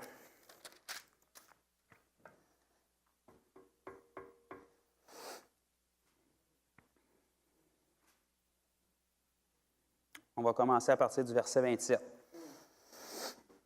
Jean répondit, on parle encore du même ici, là. Jean le Baptiste, pourtant il était rempli de l'Esprit, mais en tout cas. Un homme ne peut recevoir que ce qui lui a été donné du ciel. Vous-même m'êtes témoin que j'ai dit, je ne suis pas le Christ, mais j'ai été envoyé devant lui. Celui à qui appartient l'épouse, c'est l'époux, mais l'ami de l'époux qui se tient là et qui l'entend éprouve une grande joie à cause de la voix de l'époux. Aussi, cette joie qu'est la mienne est parfaite. Il faut qu'il croisse et que je diminue. Celui qui vient d'en haut est au-dessus de tout. Celui qui est de la terre est de la terre. La parole, c'est simple dans le fond, hein? Et il parle comme étant de la terre. Celui qui vient du ciel est au-dessus de tout. Il rend témoignage de ce qu'il a vu et entendu, et personne ne reçoit son témoignage. Pourquoi que je vous lis ça, puis que jusqu'à maintenant, ça n'a pas vraiment rapport avec la foi et la persévérance? Parce que je veux que vous sachiez ce que Jean-Baptiste a fait. Okay? Son but, pourquoi il était ici pour un but précis, Jean-Baptiste. Okay? C'était un prophète, c'était le premier prophète en Israël depuis 400 ans de silence. Okay? Il a accompli les prophéties. Jean-Baptiste était la voix qui crie dans le désert. Ça avait été prophétisé beaucoup d'années dans l'Ancienne Alliance, dans l'Ancien Testament, avant que ça arrive. Okay? Il était la voix qui crie dans le désert. Il était vêtu d'une manière plutôt bizarre, comme ça a été prophétisé aussi. Il se nourrissait de miel et de sauterelles sauvages, comme ça avait été prophétisé aussi. Il n'y avait pas erreur sur la personne. Il était envoyé par Dieu pour annoncer le message. Il a annoncé le message pour lequel il avait été envoyé. Il a déclaré précisément qui était le Messie. Il l'a reconnu et Dieu lui a confirmé et il l'a toujours annoncé et prêché. Et il a accompli pleinement ce que Dieu lui demandait de faire. S'il y a une personne qui savait qui était le Messie, c'était Jean-Baptiste. C'était la personne qui était le plus renseignée sur le sujet. Et on vient de lire plein d'Écritures là, qui nous disent ça. Pourtant, on va juste tourner dans Matthieu 11, puis je veux lire une autre Écriture avec vous.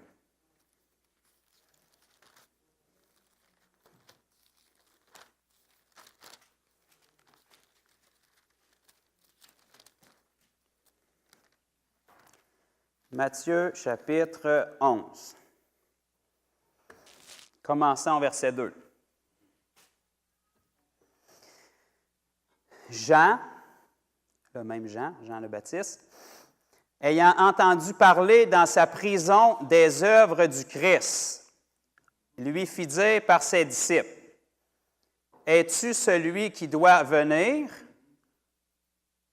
ou devons-nous en attendre un autre?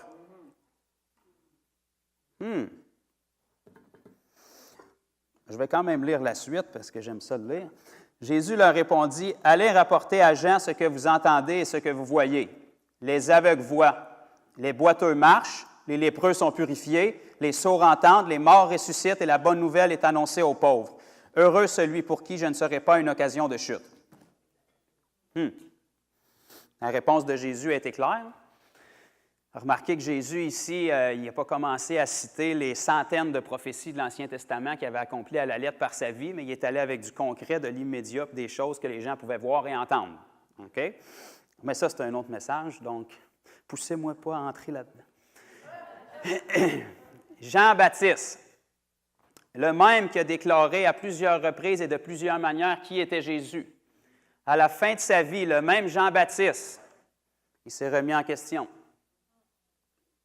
Il a envoyé quelques-uns de ses disciples vers Jésus pour lui demander, « Es-tu celui qui doit venir ou devons-nous en attendre un autre? » Tu sais, des fois, on lit la parole vite, puis « Alléluia ».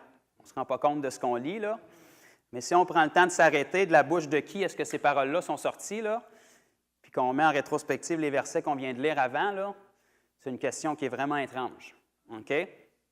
Venant de la bouche d'un homme qui, avant sa naissance, dans le sein de sa mère, avait déjà reconnu le Sauveur par l'Esprit. Le même Esprit qui était sur Jésus-Christ, c'était le même Esprit qui était sur Jean-Baptiste, parce qu'il était un prophète. Okay? La première voix en Israël depuis 400 ans, accomplissant toutes les prophéties qui avaient été faites sur lui, la voix qui crie dans le désert.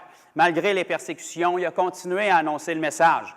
Et remarquez que Jean-Baptiste n'a jamais fait de miracle en passant. Donc, il fallait que sa parole ait une valeur pour que les gens y croient, parce qu'il n'a pas fait des miracles comme les autres prophètes de l'Ancien Testament. Et pourtant, la Bible nous dit, Jésus même a dit que c'était le plus grand des prophètes. Okay? Parce que ce qui caractérise un prophète, ce n'est pas les miracles, c'est le message. Tous les prophètes de l'Ancien Testament ont dit, le Messie arrive. Jean-Baptiste a dit, le Messie est là. Donc, le message est encore plus puissant. Et petite parenthèse, Jésus a dit que le plus petit dans le royaume de Dieu était plus grand que Jean-Baptiste. Pourquoi? Parce que Jean-Baptiste n'a pas seulement dit « le Messie est là », il a dit aussi « le Messie part ». Mais nous, on ne dit plus jamais « le Messie part » parce qu'il est établi une fois pour toutes. Il ne part plus, il est avec nous jusqu'à la fin du monde. Okay? Il ne nous délaisse pas, il ne nous abandonne pas. Jésus a dit « voici, je suis avec vous ». Pas « je serai », je suis avec vous tous les jours jusqu'à la fin du monde. Okay? Quand tu as la vie éternelle, ben, il n'y a pas grand fin là. Fait que Jésus, il ne te délaissera jamais. Amen. Mais ce Jean-Baptiste-là, lorsqu'il s'est retrouvé, même après avoir vécu toutes ces choses-là, quand il s'est retrouvé en prison, vers la fin de sa vie, tu sais, quand tu te retrouves en prison parce que tu annonces l'Évangile, puis ton but sur terre, c'est d'annoncer l'Évangile, tu sais que la prochaine étape après la prison, ce ne sera sûrement pas une bonne étape, là. Tu es en prison pour l'Évangile, puis tu ne feras jamais rien d'autre qu'annoncer l'Évangile, là, tu as un problème. Il y a un petit conflit d'intérêts, là. La prochaine étape, c'est soit la prison à vie, ou soit il n'y a plus de place dedans, fait qu'on t'élimine. Okay? Quand ce même Jean-Baptiste-là a fait face à des circonstances qui étaient contraires à ce qui aurait dû arriver, des circonstances qui étaient contraires à ce que lui pensait, il a commencé à se remettre en question, comme la majorité d'entre nous ont fait. Là, je vais laisser un gros silence pour qu'il y ait un gros malaise.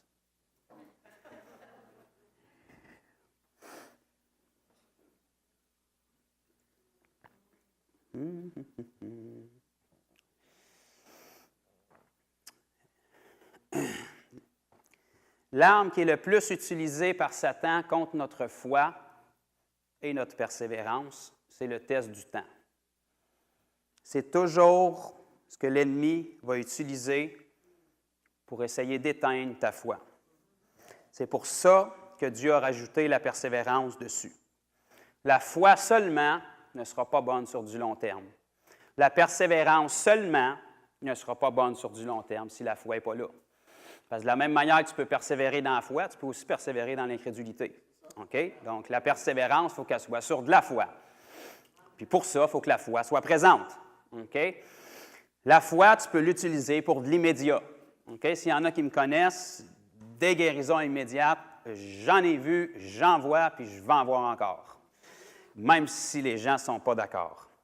Parce que c'est comme ça. OK? Mais si je veux en voir encore, il faut que j'aie de la persévérance sur ma foi. OK? Parce que même si la personne qui est en avant de moi en ce moment, qui a besoin de guérison, est guérie, si je veux que la prochaine soit guérie, il faut que je persévère dans cette foi-là. OK? Je l'ai partagé en fin de semaine passée à Drummondville, mais souvent les gens perçoivent la foi comme un outil qu'ils ont dans leur ceinture. Puis quand ils font face à une situation qui est difficile, ils sortent leur petit fusil de foi, puis là, ils menacent l'ennemi avec ça. OK? Ça, c'est un gros problème, parce que la foi, ce n'est pas une arme, c'est censé être un état. Tu vis dans la foi. La Bible nous dit dans Hébreux 11:6 que sans la foi, il est impossible d'être agréable à Dieu. Donc, si la foi, c'est une arme que tu te gardes ici, puis tu t'en sers quand tu en as besoin, bien, entre le moment où tu en as besoin puis le dernier moment où tu en as eu besoin, tu n'étais plus dans la foi. Fait que là, tu as un problème, tu n'étais plus agréable à Dieu. OK? Donc, la foi, ça doit être un état où on demeure constamment. OK? Parce que c'est notre foi en Jésus qui nous garde en lui.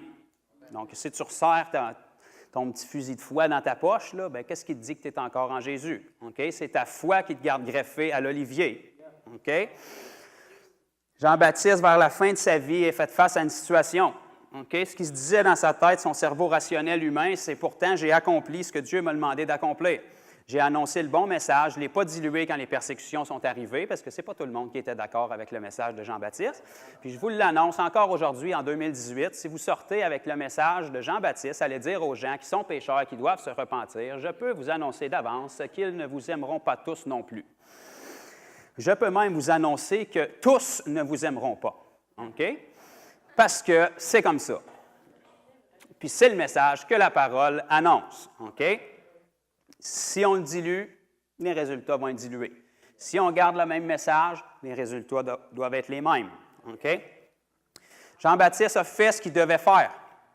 Jean-Baptiste a été la voix qui criait dans le désert. Jean-Baptiste s'est nourri de sauterelles et de miel sauvage. Jean-Baptiste s'était consacré à Dieu et il a consacré sa vie pour la cause. Ce n'est pas lui qui a eu une bonne idée un matin qui s'est dit « on va saucer le monde dans l'eau pour qu'il se repente ». Okay? Il faisait ce que Dieu lui avait dit de faire. Il a persisté, il l'a fait, il a accompli sa tâche. Pourtant, il s'est ramassé à un endroit où il ne comprenait pas pourquoi il était là. Et quand il s'est ramassé dans cet endroit-là, il a commencé à remettre en question, malgré toutes les choses qu'il avait vues et qu'il avait fait, et tous les moments où Dieu avait été fidèle dans sa vie. Okay? Et c'est comme ça pour la majorité des gens. Okay? Quand on fait face à une situation et qu'on est dans l'épreuve, on oublie vite toutes les fois où Dieu nous en a sortis avant, parce qu'on voit seulement l'épreuve. Tous les gens qui ont partagé aujourd'hui l'ont partagé. Dans la vie, il y a des hauts et des bas. Okay? Le problème, pourquoi il y a des hauts et des bas, c'est notre perspective. Okay? Parce que les hauts et les bas, ils doivent être dans la vie, pas dans notre vie, dans la vie. Okay? Si tu es dans un haut puis dans un bas, c'est parce que quand tu es dans le haut, tu regardes aux circonstances. C'est ça qui te rend dans le haut. Si tu es dans un bas, c'est parce que quand tu es dans le bas, tu regardes aux circonstances. C'est ça qui fait que tu te sens dans le bas. Okay? Si tu apprends quand tu es en haut à ne pas regarder aux bénédictions, bien qu'elles sont extraordinaires, mais à regarder à Dieu, bien, quand tu vas être dans le bas, tu ne regarderas pas aux choses mauvaises qui se passent, tu vas continuer à regarder à Dieu. Quand Jésus a envoyé ses disciples et qu'ils ont fait ce que Jésus leur avait dit de faire, ils sont revenus tout joyeux. OK? Donc, là, je vous donne une petite clé. Là, si vous voulez être heureux, faites ce que Jésus vous dit de faire. OK? Peut-être un autre indice, guérir les malades, chasser les démons, annoncer l'Évangile, ressusciter les morts, purifier les lépreux. Alléluia! Vous allez être heureux. OK? Ils sont revenus tout joyeux vers le Seigneur. Et puis Jésus leur a dit, « Réjouissez-vous pas de ce que les démons vous sont soumis. » Même si c'est extraordinaire. Mais réjouissez-vous de ce que vos noms sont écrits dans le livre de vie. OK? Est-ce que Jésus avait un problème avec le fait qu'il était dans la joie? Dieu aimait ça, voir ses disciples dans la joie. Quand tu passes ton temps persécuté, tu es content de savoir que les 12 gars qui te suivent, qui n'ont jamais de toi au-dessus de la tête et qui ne savent pas ce qu'ils vont manger à leur prochain repas, reviennent dans la joie. OK? Le problème, ce n'était pas la joie, c'est que leur joie était circonstancielle. Ça veut dire que si tu es dans la joie à cause de ce qui s'est passé, le lendemain, s'il ne se passe pas ça, est où ta joie? Okay? Si tu es dans la joie parce que tu es un enfant de Dieu, le lendemain, il se passera ce qui se passera, tu es encore dans la joie. Okay? Fait que peu importe les jours dans ta vie où il y a des hauts puis il y a des bas, toi, tu n'es pas dans le haut puis tu n'es pas dans le bas. Tu es toujours en Christ. Okay? Tu enlèves tes yeux sur les circonstances puis tu gardes tes yeux sur Christ. Parce que quand tout le monde est guéri, Jésus est roi. Quand tu vois personne de guéri, Jésus est encore roi. Quand tout le monde sont sauvés, Jésus est roi. Quand tu vois personne de sauvé, Jésus est encore roi. OK? Si toi, tu continues de faire toujours ce que tu dois faire, bien, tu vas toujours rester égal. Tes yeux ne seront pas sur les circonstances. Bien, naturellement, on va se réjouir quand on voit des gens sauvés. Naturellement, on va se réjouir quand on est touché par la puissance de Dieu. Naturellement, on va se réjouir quand on va voir des vies libérées, des vrais saluts, comme mon père a parlé, des gens qui sont transformés. OK? Je ne sais pas à quelle place dans l'histoire de la chrétienté est-ce que le salut, c'est devenu une prière pour se garantir le ciel un jour, puis une confession, alors que dans la parole, c'est une transformation immédiate, naturellement, qui t'amène au ciel un jour. Mais le but, ça n'a jamais été de t'amener au ciel un jour. Ça, c'est très égocentrique et égoïste. OK?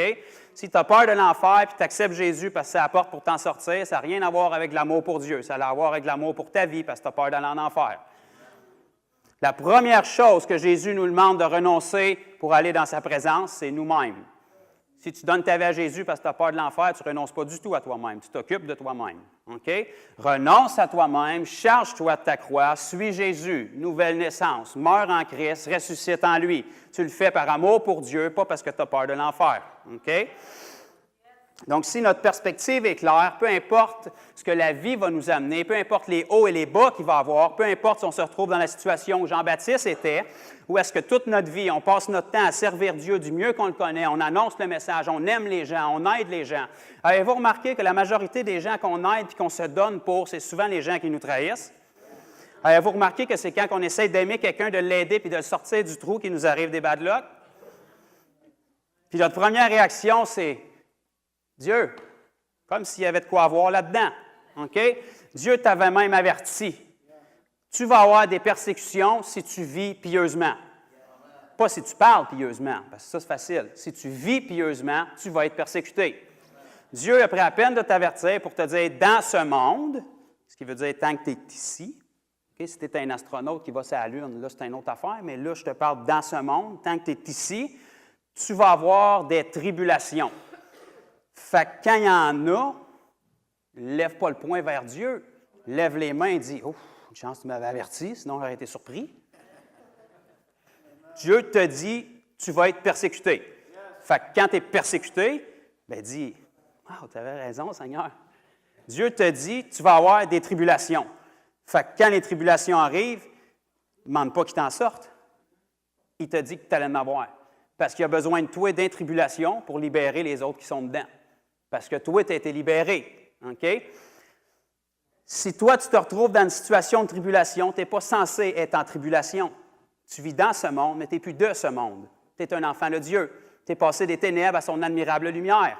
Donc, tu es capable de prendre ceux qui sont dans les tribulations, les amener dans le royaume pour que leur perspective change. OK? Des fois, Dieu arrête la tempête. Des fois, Dieu il change la personne dans la tempête.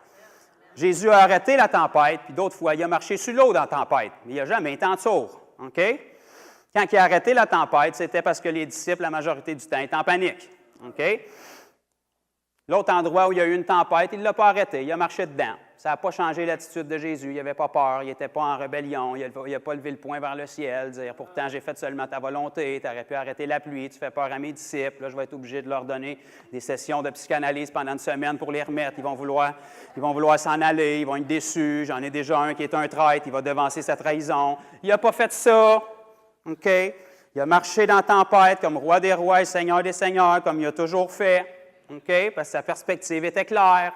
Il n'était pas dans l'épreuve une journée, puis dans la joie le lendemain, parce qu'il regardait à son but, il regardait à son assurance. Il n'a pas laissé tomber la croix en cours de route.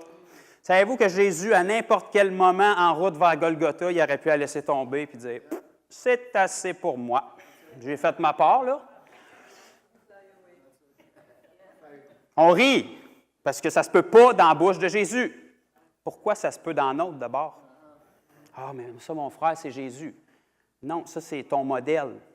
Celui qui vit en toi et qui t'a rendu comme lui. Jésus, à n'importe quel moment, en route vers Golgotha, quand il était en lambeaux, sa peau était déchirée, la Bible nous dit qu'il a été meurtri plus que n'importe quel fils de l'homme. Ça veut dire qu'en le regardant, tu pouvais à peine distinguer si c'était un homme ou une femme. C'est à ce point-là qu'il a été meurtri. OK? Puis il n'était pas sur la morphine. Il ressentait tout ce qu'il a reçu comme coup. OK? À n'importe quel moment, en route vers Golgotha, il aurait pu laisser tomber la croix et dire « Père, J'en ai assez. C'est des incapables. Ça fait 3 ans et demi que je nourris. Ça fait 3 ans et demi que je les nourris. Ça fait 3 ans et demi que je guéris toutes leurs malades. Ça fait 3 ans et demi que je chasse tous leurs démons. Ça fait 3 ans et demi que je ressuscite toutes leurs morts. Puis ils ont libéré Barabbas. Moi, je viens pour amener la paix. Barabbas, c'est un rebelle. Moi, je viens pour amener la vie. Barabbas, c'est un meurtrier. Puis ils l'ont libéré. Je suis blessé dans mon cœur. J'ai de la peine. Tant que tu ne répares pas mon cœur, je ne fais rien de plus. Ben non, Jésus n'aurait jamais pu faire ça. Non, parce que Jésus était amour. Il ne vivait pas pour lui. Il ne regardait pas à sa petite vie, le moi. Pourtant, s'il arriverait ces choses-là à la majorité de l'Église aujourd'hui, ça serait notre réponse. Dieu, pourquoi tu ne m'aides pas? Qu'est-ce que c'est t'aider? Tu es mort. Tu vis pour Christ. C'est plus toi qui vis, c'est Christ qui vit en toi. OK? Il est où le problème? Que tu aies 1 coup, 2 coups, 3 coups, ce n'est pas à toi qui les donne, c'est à Christ. Tu achèves ses souffrances, tu te charges de sa croix, tu annonces le message, tu souffres pour qu'il y en ait d'autres qui puissent être sauvés. On ne souffre pas pour le salut a été donné. Ça, c'est Jésus qui a souffert. Et maintenant, on charge de notre croix pour que ce message-là se rende aux perdus. Les apôtres ont donné leur vie pour la cause, pour que le message se rende. C'est la raison pourquoi vous et moi, même si on n'est pas juifs, même si on est 2000 ans plus tard, même si on est très loin de Jérusalem, on est sauvés aujourd'hui. Ça, c'est parce qu'il y a des hommes et des femmes qui se sont chargés de leur croix et qui l'ont suivi. OK? Si les apôtres auraient arrêté après la première et la deuxième persécution, mon ami, on aurait à peu près 2 chapitres du livre des Actes.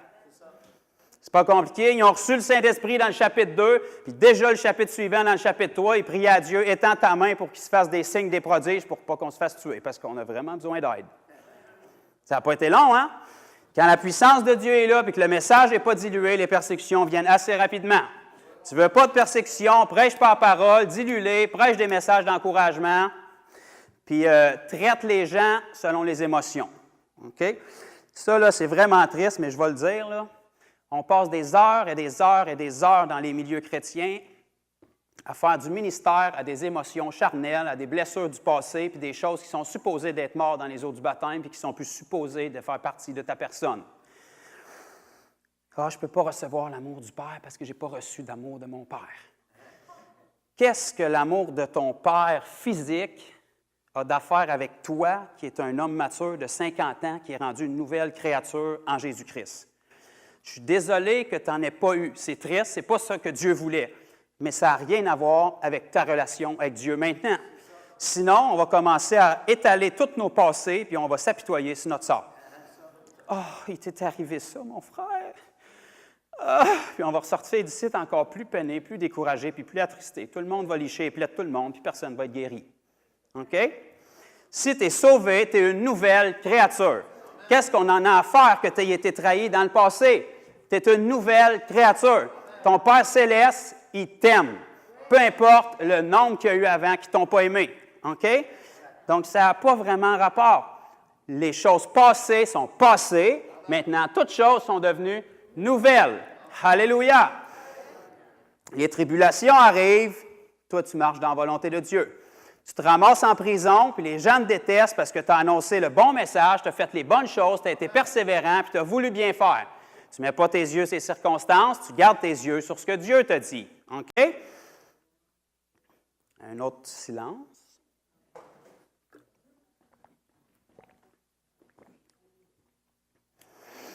Jean-Baptiste, si vous le savez, c'était pas la pire des choses de se ramasser en prison parce qu'il est arrivé un autre petit pépin après. OK? Il est arrivé, comme il arrive à beaucoup de chrétiens aujourd'hui, il a perdu la tête. Mais pour la bonne cause. Amen. Est-ce que ça change sa récompense au ciel? Non. C'est des choses charnelles d'ici-bas. C'est des persécutions qui nous sont promises. Si tu as signé pour avoir une vie parfaite à ta façon, tu vas avoir un gros problème. Parce que tu deviens une cible grosse comme ça pour l'ennemi. Aussitôt que l'ennemi touche à une des choses pour lesquelles ça a de la valeur à tes yeux, où est-ce que tu es Dieu, tu m'as abandonné? OK? Si tu as donné ta vie à Dieu, puis il n'y a plus rien là-dedans qui t'appartient, touche à ce que tu veux. Si tu touches à ma vie, tu touches à Dieu. Arrange-toi avec mon Père. Moi, je ne ferais pas ça, il est à ta place. OK? Parce que mon Père est plus fort que le tien. Alléluia! OK? Donc, notre perspective doit être claire, puis quand nos yeux sont sur Jésus, puis qu'on vit pour lui, on va être capable d'avoir une persistance à long terme. OK? Remarquez que peu importe comment les tribulations ont été fortes dans la vie de Jésus, ça n'a jamais changé qui il était. Ça n'a jamais changé son amour pour les gens. OK? Il n'a jamais arrêté de bouder puis de se rassembler avec ses disciples, ses frères et sœurs, parce qu'il était déçu d'eux autres. Il n'a jamais arrêté de se rassembler avec ses disciples, les frères et sœurs, en disant « Moi, je ne vais plus avec eux autres, je ne sens pas d'amour avec eux autres. » Bien, tu devrais en sentir parce que tu étais là et tu es supposé être amour. Fait que s'il n'y avait pas d'amour, c'est parce que tu n'en as pas d'amour. Le problème, ce n'est pas tes frères et sœurs, c'est toi. Moi, je ne vais plus dans cette église-là, je n'ai pas senti d'amour. Bien, tu es supposé d'en sentir parce que tu es amour. Si tu vas à l'église pour recevoir de l'amour, tu as un problème. Parce que tu es supposé d'être devenu la source d'amour pour les gens. OK? Ton amour n'est pas supposé devenir des gens. Ton approbation, ta bénédiction n'est pas supposée devenir des gens. Elle est supposée devenir de Dieu. Si tu es mort en Christ, tu es connecté à Dieu, tu as été restauré dans la source d'amour originale qui est Dieu. Donc, tu n'as pas besoin de l'amour des autres pour être bien. Tu es devenu la manifestation de l'amour de Dieu sur terre. Car Dieu a tant aimé le monde qu'il a donné son Fils unique, afin que quiconque entend lui ne périsse point, mais qu'il ait la vie éternelle. Alléluia! Okay? Car le Fils n'est pas venu pour juger le monde, mais pour sauver le monde. Si tu veux sauver le monde, tu ne les juges pas, tu laisses ça à Dieu, tu les aimes, tu leur donnes le message d'espoir, tu leur annonces clairement qu'ils doivent se repentir. Ça, en passant, ce n'est pas du jugement, c'est dénoncer un fait. Je ne te juge pas, Dieu dit que tu dois te repentir. T'es qui pour me dire ça? Tu ne me connais pas. Tu as raison, mais Dieu te connaît et il dit que tu dois te repentir. Comment tu sais ça? Parce que tu es une personne et quiconque doit se repentir. Je ne te juge pas, je t'annonce le message. Si je te vois rouler à 120 sur un pont qui est coupé, je vais tout faire pour t'avertir. Ça, ce n'est pas de te juger, c'est de faire mon possible pour t'aider. Si tu m'envoies promener et tu te dis « je vais flotter », bien là, c'est ton problème. Moi, j'ai fait ce que je pouvais pour t'avertir. Si je t'annonce le message de repentance puis tu ne l'acceptes pas puis tu penses que je te juge, bien ça, ce n'est pas mon problème. Je vois que tu péris parce que j'étais sur la même route que toi, donc par conscience, je dois faire quelque chose pour t'avertir. OK? Donc, si on annonce le message, puis on fait ce que Jésus a dit, puis on persiste là-dedans, on ne vivra pas pour nous-mêmes, puis on va arrêter d'avoir des hauts et des bas. Quand les hauts et les bas vont arriver, bien, ils vont juste se passer autour de nous, puis nous, on va continuer de marcher dans la force, dans la puissance. Toutes les vallées vont être aplanies, toutes les montagnes vont être aplanies, puis toutes les vallées vont être élevées, puis on va marcher sur le chemin que Dieu a tracé pour nous. OK? La Bible nous dit dans Proverbes 3, 5 et 6, si ma mémoire est bonne, « Confie-toi en l'Éternel de tout ton cœur et ne t'appuie pas sur ta sagesse. » Ta sagesse, c'est ton raisonnement humain. Tu sais, quand on dit « moi, je suis analytique, mon frère », ça veut dire « moi, je pense comme le diable ». OK? Ah non, c'est Dieu qui m'a fait comme ça. Dieu ne t'a jamais donné une capacité pour te sauver de lui et être incrédule. Ce n'est pas Dieu qui t'a donné ça. OK? Je ne suis pas analytique. Je crois, c'est oui et amen. OK? Si tu commences à analyser Dieu pour le comprendre, ça veut dire que tu vas être Dieu. Es-tu prêt pour le mandat? Parce que c'est quand même chargé, là. Si tu as de la misère à t'occuper de ta femme, bien, tu en as 8 milliards d'autres à t'occuper, là. Es-tu sûr que tu vas être Dieu? OK? Dieu, il ne faut pas que tu le comprennes, il faut que tu y crois. Okay? Si tu réussis à saisir le Dieu qui a tout créé dans ta petite boîte de 3,5 livres, il y a un problème avec ton Dieu. Tu es dû pour en trouver un plus grand. Okay? Je sais qu'on est convaincu qu'on en sait plus que lui. Mais apparemment, l'histoire nous montre que non. Okay? Donc, quand on se retrouve dans des situations comme Jean-Baptiste s'est ramassé à la fin de sa vie pour avoir fait que du bien, okay? De ce qu'on sait de la parole, Jean-Baptiste a obéi à ce que Dieu lui avait commissionné de faire. Il semblerait que Jésus ait obéi pleinement à ce que Dieu lui avait commissionné de faire. Okay? Jésus disait « Je ne fais que la volonté de mon Père. Je ne fais que ce que je vois mon Père faire, ce qu'il m'a demandé de faire. Okay? Pourtant, il n'a fait que du bien, puis en retour, il n'y avait que du mal. Premier message qu'il annonce, il sort de là. Au lieu de l'acclamer, de lui donner une bonne tape dans le dos, de dire « Tu vas avoir un bon ministère, mon frère, continue, lâche pas, à la place, on se regroupe autour de lui, puis on le pousse en bas de la falaise. » Pourtant, son message est impeccable. Mais ce n'est pas la réaction des gens qui détermine si tu as fait la volonté de Dieu ou non. Si tu obéis à Dieu et tu fais ce qu'il te demande, c'est ça qui compte. Le signe qu'il y a de la persécution, c'est généralement le signe que tu as fait ce que Dieu te demande de faire. OK? Parce que si les gens s'opposent à ce que tu dis, c'est généralement un signe que tu as la pensée de Dieu. Parce que la pensée du monde s'oppose toujours à la pensée de Dieu. Il y a un chapitre complet dans les Évangiles où Jésus dit « Moi je dis, vous vous dites. Moi je dis, mais vous vous dites. Moi je dis, mais vous vous dites. » Selon mon raisonnement à moi, ça semblerait vouloir dire que souvent on ne dit pas la même chose que lui. De toute évidence, il y en a un des deux qui va devoir plier, puis je pense que ce ne sera pas lui. Fait que plus vite on plie, plus vite on va progresser. OK? Si Jésus te dit de prêcher l'Évangile, de guérir les malades, de chasser les démons, peu importe les persécutions qui vont venir quand tu fais ça, c'est mieux d'y aller avec ça. Parce que tu vas remarquer que la persécution va toujours venir de ceux qui ne le font pas. Parce que ceux qui ne le font pas peuvent t'expliquer exactement ce que tu fais de pas correct. Parce qu'ils ne savent pas de quoi ils parlent.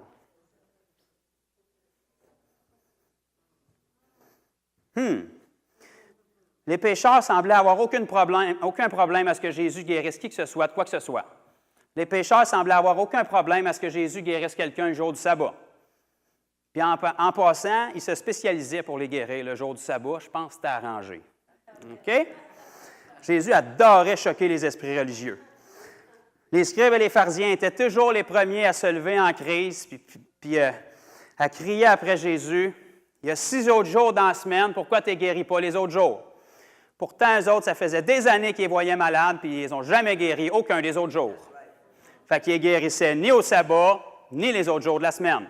Le problème, ce n'était pas le sabbat, c'est parce qu'ils n'étaient pas capables de rien faire, parce que c'était des religieux. OK? Mais ils s'en prenaient à Jésus, puis ils voulaient lui montrer comment faire sa job, alors qu'eux, ils n'avaient aucune idée de comment faire. Ça va être exactement la même chose aujourd'hui. Si vous commencez à faire quelque chose, tous ceux qui n'ont aucune idée de comment faire vont être les premiers à vous critiquer. Ça, c'est facile. Regarde un match de hockey à la TV, puis tu vas être le premier à dire « Moi, je n'aurais pas fait ça de même. » Mais toi, tu n'étais pas sur la patinoire avec 20 000 personnes qui te regardent, puis un gars de 250 livres qui te fonce dedans. OK? Fait que c'est bien facile sur ton divan avec ton gros popcorn puis ton coke de dire « J'aurais pas fait ça de même. » OK? Puis probablement que les gens feraient beaucoup mieux que vous pour faire les choses. Le problème, c'est qu'ils ne les font pas, puis ils ne sont jamais là quand c'est le temps. Fait que ça en prend un qui le fait. OK? Puis ce un-là, ce une-là, ça doit être vous. OK? Si vous commencez à faire ce que Dieu veut que vous fassiez, puis vous persistez là-dedans, vous allez avoir une percée. OK? La percée vient quand vous persistez. Parce que la persévérance, c'est ce qui prouve votre foi. Jacques nous dit, la foi sans les œuvres est morte. Pourtant, la Bible nous dit clairement que ce n'est pas par les œuvres qu'on est sauvé, c'est par la foi. Paul est assez clair dans ses épîtres, il nous répète encore et encore, c'est la foi seulement en Jésus-Christ qui nous sauve. Par contre, ce qui démontre que tu as la foi, bien, c'est tes œuvres. Fait que tu n'es pas sauvé par les œuvres, mais par la foi. Mais ce qui prouve que tu avais de la foi, ce n'est pas ce que tu dis, c'est ce que tu fais.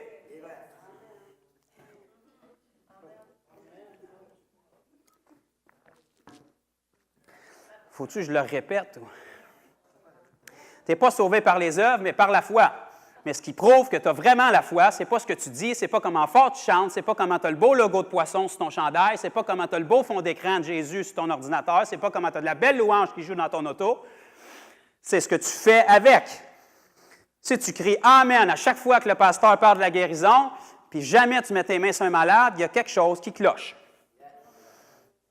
Si tu cries « Amen » à chaque fois que quelqu'un donne un témoignage de quelqu'un qui s'est sauvé, puis jamais tu annonces l'Évangile à personne, il y a de quoi qui cloche. Si tu y crois, qu'est-ce que tu attends?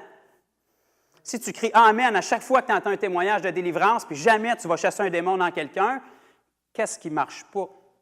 Tu y crois-tu ou pas? Donc, ce qui prouve notre foi sincère, c'est nos actions. Et quand tu commences à porter tes actions, c'est sûr que l'enfer va se lever contre toi. Parce que l'enfer n'en a rien à faire de ce que tu dis. Parce que ça, tout le monde est bon pour parler. Toutes les religions du monde parlent de toute façon. La différence, c'est quand tu commences à faire quelque chose avec. Là, il y a un petit comité qui se fait avec Satan et ses démons, puis il dit « Je pense qu'on a un problème, patron. On est tombé sur un chrétien qui croit. Je pensais qu'il n'en restait plus, mais j'en ai trouvé un.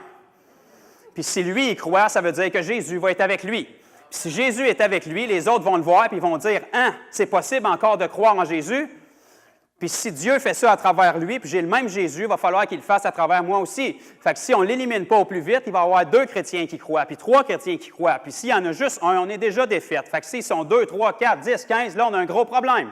Fait qu'il va falloir l'éliminer au plus vite. La meilleure façon, on va envoyer quelqu'un qui est un chrétien, quelqu'un qui a une voix, qui a une valeur dans sa vie, puis on va l'envoyer pour le décourager. Parce qu'il ne sera pas découragé par un inconverti. Il sait qu'il est dans l'erreur, il sait qu'il est dans les ténèbres, il sait qu'il n'y a pas la vérité. Mais si un bon chrétien qui aime beaucoup, qui a de la valeur pour lui, qui a plus d'expérience que lui dans le Seigneur, vient le décourager puis lui dire qu'il fait quelque chose de pas correct, qui est arrogant, qui en fait trop, qui est trop zélé, qui va se blesser, qui manque de sagesse, bien là, il va arrêter. Fait qu'ils vont essayer cette tactique-là. Puis de toute évidence, ça fait longtemps que ça fonctionne, fait qu'ils gardent la même tactique. Puis là, la personne te dit, mon frère, je sais que tu es zélé pour Dieu. Et puis c'est bien, mais je ne sais pas comment dire ça. Je ne suis pas tout seul à avoir remarqué ça. Je ne voulais pas être arrogant, fait que j'en ai parlé à plusieurs autres. On avait tout ça à cœur. On pense que tu en fais trop. On a peur que tu deviennes orgueilleux. On a peur que les gens regardent à toi au lieu de regarder à Jésus quand tu guéris les gens dans le nom de Jésus. Fait que je pense que tu devrais chercher Dieu plus tôt puis faire attention parce qu'après tout, on n'est pas parfait. On fait toutes des erreurs. Puis plus tu es haut, plus ça fait mal quand tu tombes. On veut juste ton bien, tu sais. Je ne penserais pas que Dieu te parle comme ça. Ça fait 2000 ans qu'il attend que quelqu'un dégèle pour faire ce qui doit être fait. Il ne viendra pas t'éteindre, mais que tu t'allumes. S'il y a de quoi, il va te laisser faire la quantité d'erreurs que tu vas faire parce que dans tes erreurs, tu vas faire de quoi? Tandis que quand tu es parfait, alléluia, gloire à Dieu, kumbaya, Jésus est roi, digne est l'agneau chez vous, puis que tu as de l'encens qui brûle, puis que tu chantes, il n'y a rien qui se fait pendant ce temps-là. Mais tu ne fais pas d'erreur. Alléluia. Fait que tu peux témoigner dimanche après dimanche.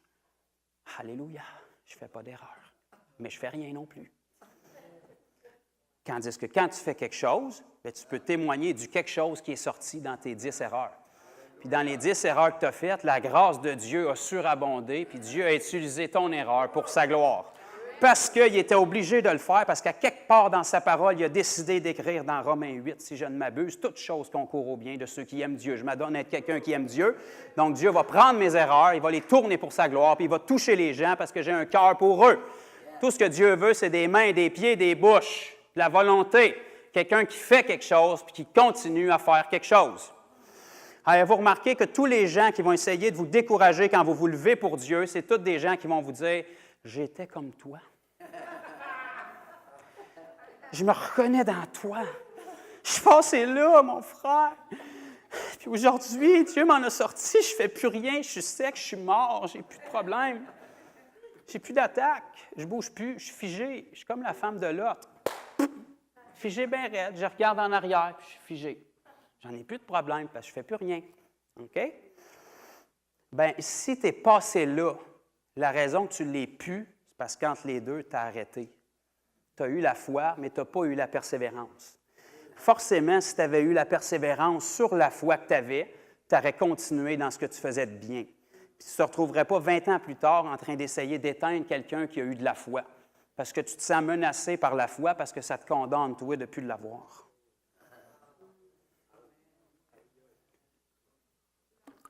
C'est-tu correct à soi? Si on dit les vraies affaires, il faut que je mette une couche de glaçage par-dessus, il faut que je mette des termes spirituels par-dessus.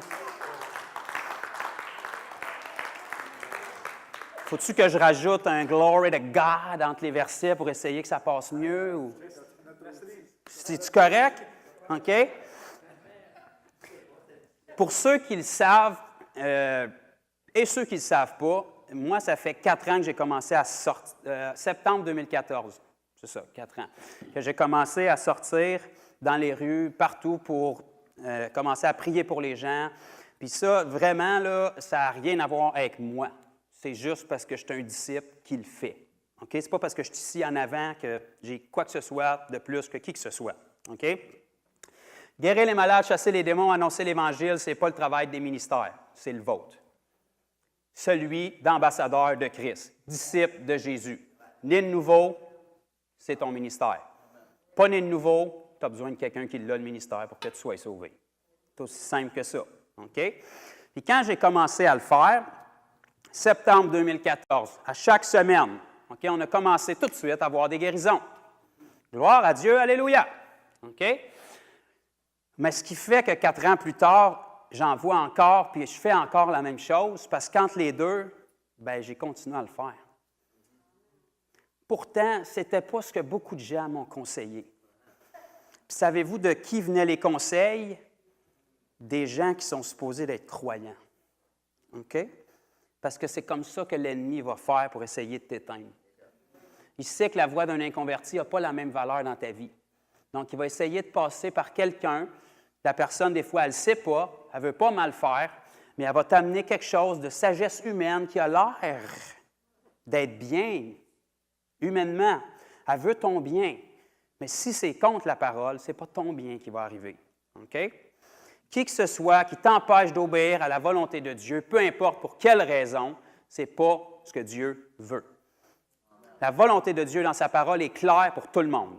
On a chacun une volonté spécifique que Dieu veut pour notre vie, mais il ne te montrera pas la volonté spécifique pour ta vie si tu ne fais pas la volonté générale pour ta vie. OK?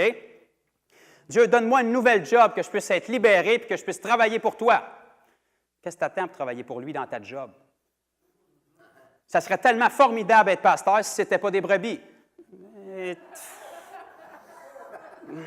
C'est un petit peu pour ça que tu es pasteur. Hein? Ça se peut-tu? Tu n'es pas capable de travailler personne dans ton milieu de travail. Pourquoi tu voudrais qu'il t'arrête de travailler pour que tu témoignes à d'autres personnes? Parce que les personnes devant toi, c'est les mêmes personnes que tu vas rencontrer ailleurs. OK? Rouvre ta bouche. Où est-ce que tu es? Philippe, Étienne et 5 autres personnes qui étaient des diacres, qui servaient aux tables. Ils ont fait leur travail. Mais quand ils n'étaient pas au travail, ils évangélisaient ailleurs aussi. OK? Ça ne les a jamais empêchés. Ils ont commencé à faire du service aux tables. Pourtant, ils faisaient des choses glorieuses. Quand Philippe est rentré en Samarie, le réveil a éclaté. Un disciple qui œuvrait, qui aidait dans l'Église, des rassemblements pour défaire les tables, pour servir les gens. Ce n'était pas son ministère. Moi, j'ai été appelé à défaire les assiettes toute ma vie. Sois rempli de l'Esprit, défais les assiettes comme un gars qui est rempli de l'Esprit, lave la toilette comme un gars qui est rempli de l'Esprit, puis annonce l'Évangile, guéris les malades, chasse les démons comme quelqu'un qui est rempli de l'Esprit partout où est-ce que tu es. Dieu n'a pas appelé personne à faire que ça toute sa vie. La volonté générale de Dieu pour tout le monde, elle est claire. Si on accomplit cette volonté-là, Dieu va spécifier ce qu'il a préparé pour notre vie. Mais ça va se faire avec de la persévérance. Dieu, là, il va te montrer ce qu'il en réserve pour toi. Mais très rarement, il va te montrer le chemin entre les deux. Les prophètes de l'Ancien Testament ont tous prédit que Jésus allait venir. Mais il n'y a pratiquement personne, sinon personne à ma connaissance, qui a vu le chemin qu'il y avait entre les deux. L'ère de la grâce dans laquelle on est, où des non-juifs peuvent être sauvés, il n'y en a aucun qui avait vu ça venir. Pourtant, c'était dans le plan de Dieu. Il avait vu la destination, mais il n'avait pas vu le tracé entre les deux. Okay? Dieu te montre des choses pour ta vie. Si tu n'as rien montré, regarde dans la parole, tu vas savoir sa volonté générale. Dieu veut que tu sois quelqu'un rempli de puissance qui touche tout le monde autour de lui, peu importe où est-ce que tu es. Ça, c'est sa volonté, je peux te le confirmer. Okay? Puis si tu fais ça, puis tu persévères dans ces choses-là, ça démontre ta sincérité. Parce qu'on a dit tantôt que Jacques nous dit dans le chapitre 2 et le verset 20, la foi, sans les œuvres, est morte. Donc, si tu persévères sur les choses dans lesquelles tu es censé croire, ça démontre ta foi. Donc, quand tu persévères dans ces choses-là, tu vas avoir une percée. Quand je vous ai dit, quand j'ai commencé à faire ce que je fais, il y a beaucoup de gens, sans rentrer dans les détails, tu sais, les gens voient les vidéos des fois passer sur YouTube, sur Facebook et tout. C'est pas tout le monde qui aime ça les voir. OK? Ça génère beaucoup de réactions. Généralement, plus de ceux qui sont censés croire. OK? Ils vont t'expliquer toutes les raisons pourquoi Dieu ne guérit pas sur une vidéo où les gens sont guéris. Je ne sais pas, mais il y a quelque chose qui cloche, là. Je ne suis pas là pour te convaincre, je te le montre. Voilà pourquoi ça ne peut pas se produire, mon frère. Et dis-le pas à moi, dis-le à celle qui a été guérie. OK? Parce que lui, il a l'air bien heureux de l'être. La doctrine que Dieu donne de la maladie pour nous apprendre quelque chose, vous le savez qu'il faut venir à l'Église pour apprendre des cochonneries comme ça bien souvent. Parce qu'il n'y a aucun inconverti qui a cette doctrine-là. Les gens qui sont malades, généralement, sont bien contents d'être guéris et d'être en santé. OK? Ce que la religion enseigne, ça, c'est d'autres choses. Ça endoctrine les gens. OK? Mais quand on ne se laisse pas abattre et qu'on persévère, même quand ce n'est pas agréable pour la chair, parce que quand tu fais quelque chose pour Dieu de tout ton cœur, OK? L'ennemi il va vouloir toujours t'attaquer à travers quelqu'un qui a de la valeur pour que tu te remettes en question. OK? Naturellement, parce que si tu obéis à Dieu, tu as un cœur sincère pour lui. Donc, quand quelqu'un qui a une voix de valeur dans ta vie vient dire quelque chose, tu vas prendre en considération ce qu'il dit. Dieu, est-ce que je suis vraiment arrogant? Est-ce qu'il y a quelque chose que je fais de pas correct? Est-ce que je vais trop vite? Mais pendant le temps que tu te remets en question, ça n'aidera jamais ta cause. Parce que quand tu te remets en question, tu es analytique et tu ne fais plus rien. À chaque fois que tu viens pour obéir à Dieu, tu penses à ces choses-là. Fait que tu viens, que tu t'éteins, puis tu es rendu assez sage que tu ne fais plus rien. Alors que quand tu manquais de sagesse, tu faisais beaucoup de choses. OK? Il faut trouver l'équilibre entre les deux. Si tu veux acquérir la sagesse, tu vas l'acquérir au fil du temps en faisant quelque chose, pas en faisant rien. Si tu penses acquérir la sagesse en critiquant ce que les autres font, tu vas avoir un problème. Parce que tu vas pouvoir enseigner à tout le monde comment faire ce que toi, tu ne sais pas faire.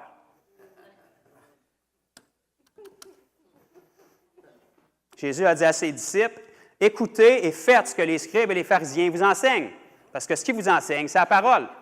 Mais faites pas ce qu'ils font, parce qu'ils ne font pas ce qu'ils disent. Ils enseignent la parole, mais ils ne la vivent pas. Donc, écoutez la parole qu'ils vous enseignent, mais faites pas ce qu'ils font. L'apôtre Paul a dit, « Soyez mes imitateurs comme je le suis moi-même de Christ. » Ça veut dire que tous les aspects de ma vie que vous voyez dans la vie de Jésus, vous pouvez m'imiter. S'il y a un aspect de ma vie que vous voyez que je suis dans l'erreur, de grâce, ne m'imitez pas. Votre modèle, c'est Christ. Vous imitez Christ que vous voyez en moi. Je parle de l'apôtre Paul, là, mais c'est la même chose pour moi ou pour vous. Si je reconnais Christ dans un frère ou une sœur, je vais prendre le modèle qu'elle me donne. S'il y a un autre aspect de sa vie où je vois qu'elle est dans l'erreur, je ne vais pas la condamner puis dire qu'elle est complètement sataniste puis dans le péché. Je vais prendre ce qu'il y a de bon dans sa vie, puis je vais prier pour la partie où est-ce que je vois qu'il y a de l'erreur. Je vais avoir un cœur humble, puis je vais dire, Dieu, si ça c'est faux, touche cette personne-là. Puis si c'est moi qui ne comprends pas, touche-moi.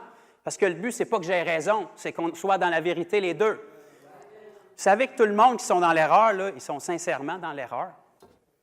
Tout le monde sont convaincus d'avoir la vérité. Il n'y a personne qui se dit, moi, je suis dans l'erreur, c'est moi qui ai le plus dans l'erreur. Non.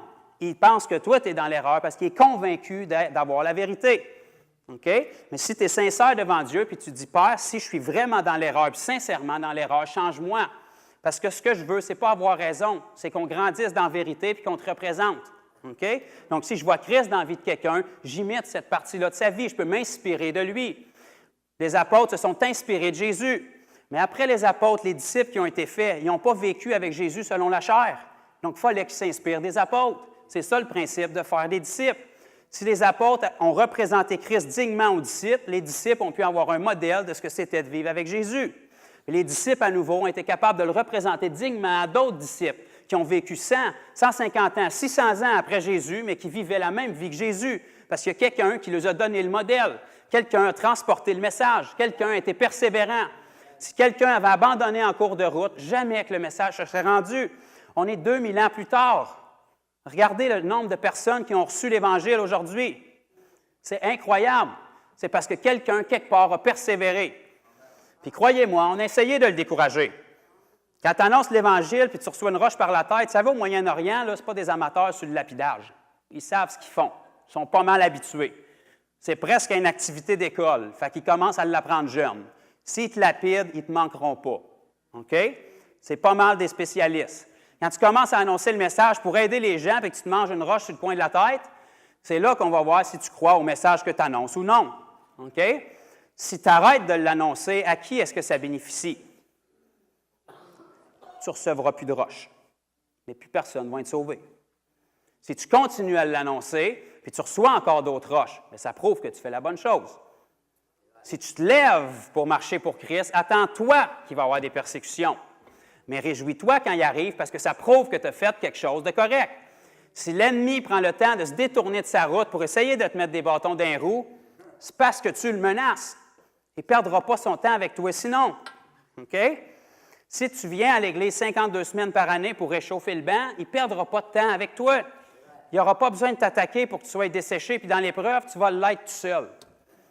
Tu vas être tellement démoralisé de voir les ténèbres à l'extérieur puis l'Église vide que tu vas être découragé tout seul, il n'y aura rien besoin de faire. Tu vas te séduire toi-même, toute seule, dans ton inactivité. Le même Jacques qui a dit « la foi sans les œuvres est morte » a aussi dit que si on est seulement des auditeurs de la parole et qu'on ne la fait pas, qu'on n'y obéit pas, on se séduit nous-mêmes. Satan n'a même pas besoin de rentrer dans l'équation. Tu écoutes la parole, tu t'assis dessus, tu te séduis toi-même. L'ennemi n'a même pas eu d'effort à faire. Plus tu l'écoutes, plus tu t'assis dessus, plus tu es séduit. Plus tu te lèves pour faire quelque chose, plus il va y avoir des persécutions. Ça, c'est la preuve que tu fais de quoi de correct. Si tu persévères là-dedans, puis tu continues, tu vas voir une percée. Pourquoi tu vas la voir? Parce qu'il y en a beaucoup qui ne veulent pas que tu la vois. Donc, ça prouve qu'il y a de l'opposition. OK? Plus ça devient chaud, plus parce qu'il y a quelque chose qui s'en vient au bout. Quand j'ai commencé à faire ce qu'on fait dans les rues chaque semaine, il y en a peut-être un petit peu qui le savent, mais ça a pris, à ma connaissance, 1 an et 8 ou 9 mois avant qu'on voit la première personne venir au Seigneur. Calculez ça si vous êtes fort en mathématiques, là, 1 an et 9 mois à 52 semaines par année, à minimum une sortie par semaine, ça fait beaucoup de sorties. Si vous calculez le nombre de personnes qu'on touche dans une journée, parce que j'ai déjà fait des journées où on touchait plus que 50 personnes dans la journée pour prier pour eux. OK? Donc, peut-être qu'il y en a eu qui se sont convertis entre-temps que je ne sais pas. OK? Parce que quand on met une semence, Dieu est fidèle. Mais ça a pris 1 an et 9 mois avant de voir quelqu'un qui se convertisse vraiment, qui se repente, qu'on baptise d'eau et d'esprit. OK? Qu'est-ce qui serait arrivé si j'aurais abandonné entre-temps? Parce que c'était l'option que beaucoup de personnes nous donnaient. Okay? Tu partages des témoignages parmi des croyants de la puissance de Dieu pour la guérison, puis la réponse des gens, c'est « Oui, mais ils ont-ils été sauvés? » Je ne peux pas te dire qu'ils ont été sauvés encore. Est-ce que Jésus les a quand même guéris? Oui, c'est une bonne nouvelle. Je pense qu'on devrait se réjouir. OK? Oui, mais qu'est-ce que ça donne qu'il soit guéri s'il s'en va en enfer? Oui, mais qu'est-ce que ça donne d'y annoncer l'Évangile puis de le laisser malade? Parce que la dernière fois que j'ai vérifié, la guérison faisait partie du message de l'Évangile. Donc, si on sème, on va récolter. Mais si tu veux récolter, il faut que tu sèmes. Il faut que ça ait le temps de pousser. OK? Puis on a semé, puis semé, puis semé. Puis semaine après semaine, les gens s'opposaient. Puis les gens nous disaient comment est-ce qu'on devrait faire les choses différemment parce qu'il y avait assez d'expérience à force de ne pas le faire, naturellement. Mais on a persévéré.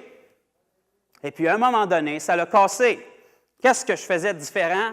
Rien. Je faisais simplement ce que j'avais toujours fait, mais je continuais à le faire. C'est ça que ça s'appelle la persévérance. Amen. Si vous persistez, tout ce que l'ennemi veut faire quand il se lève contre vous, c'est vous faire penser que vous faites quelque chose de pas correct. Vous ne faites rien de pas correct.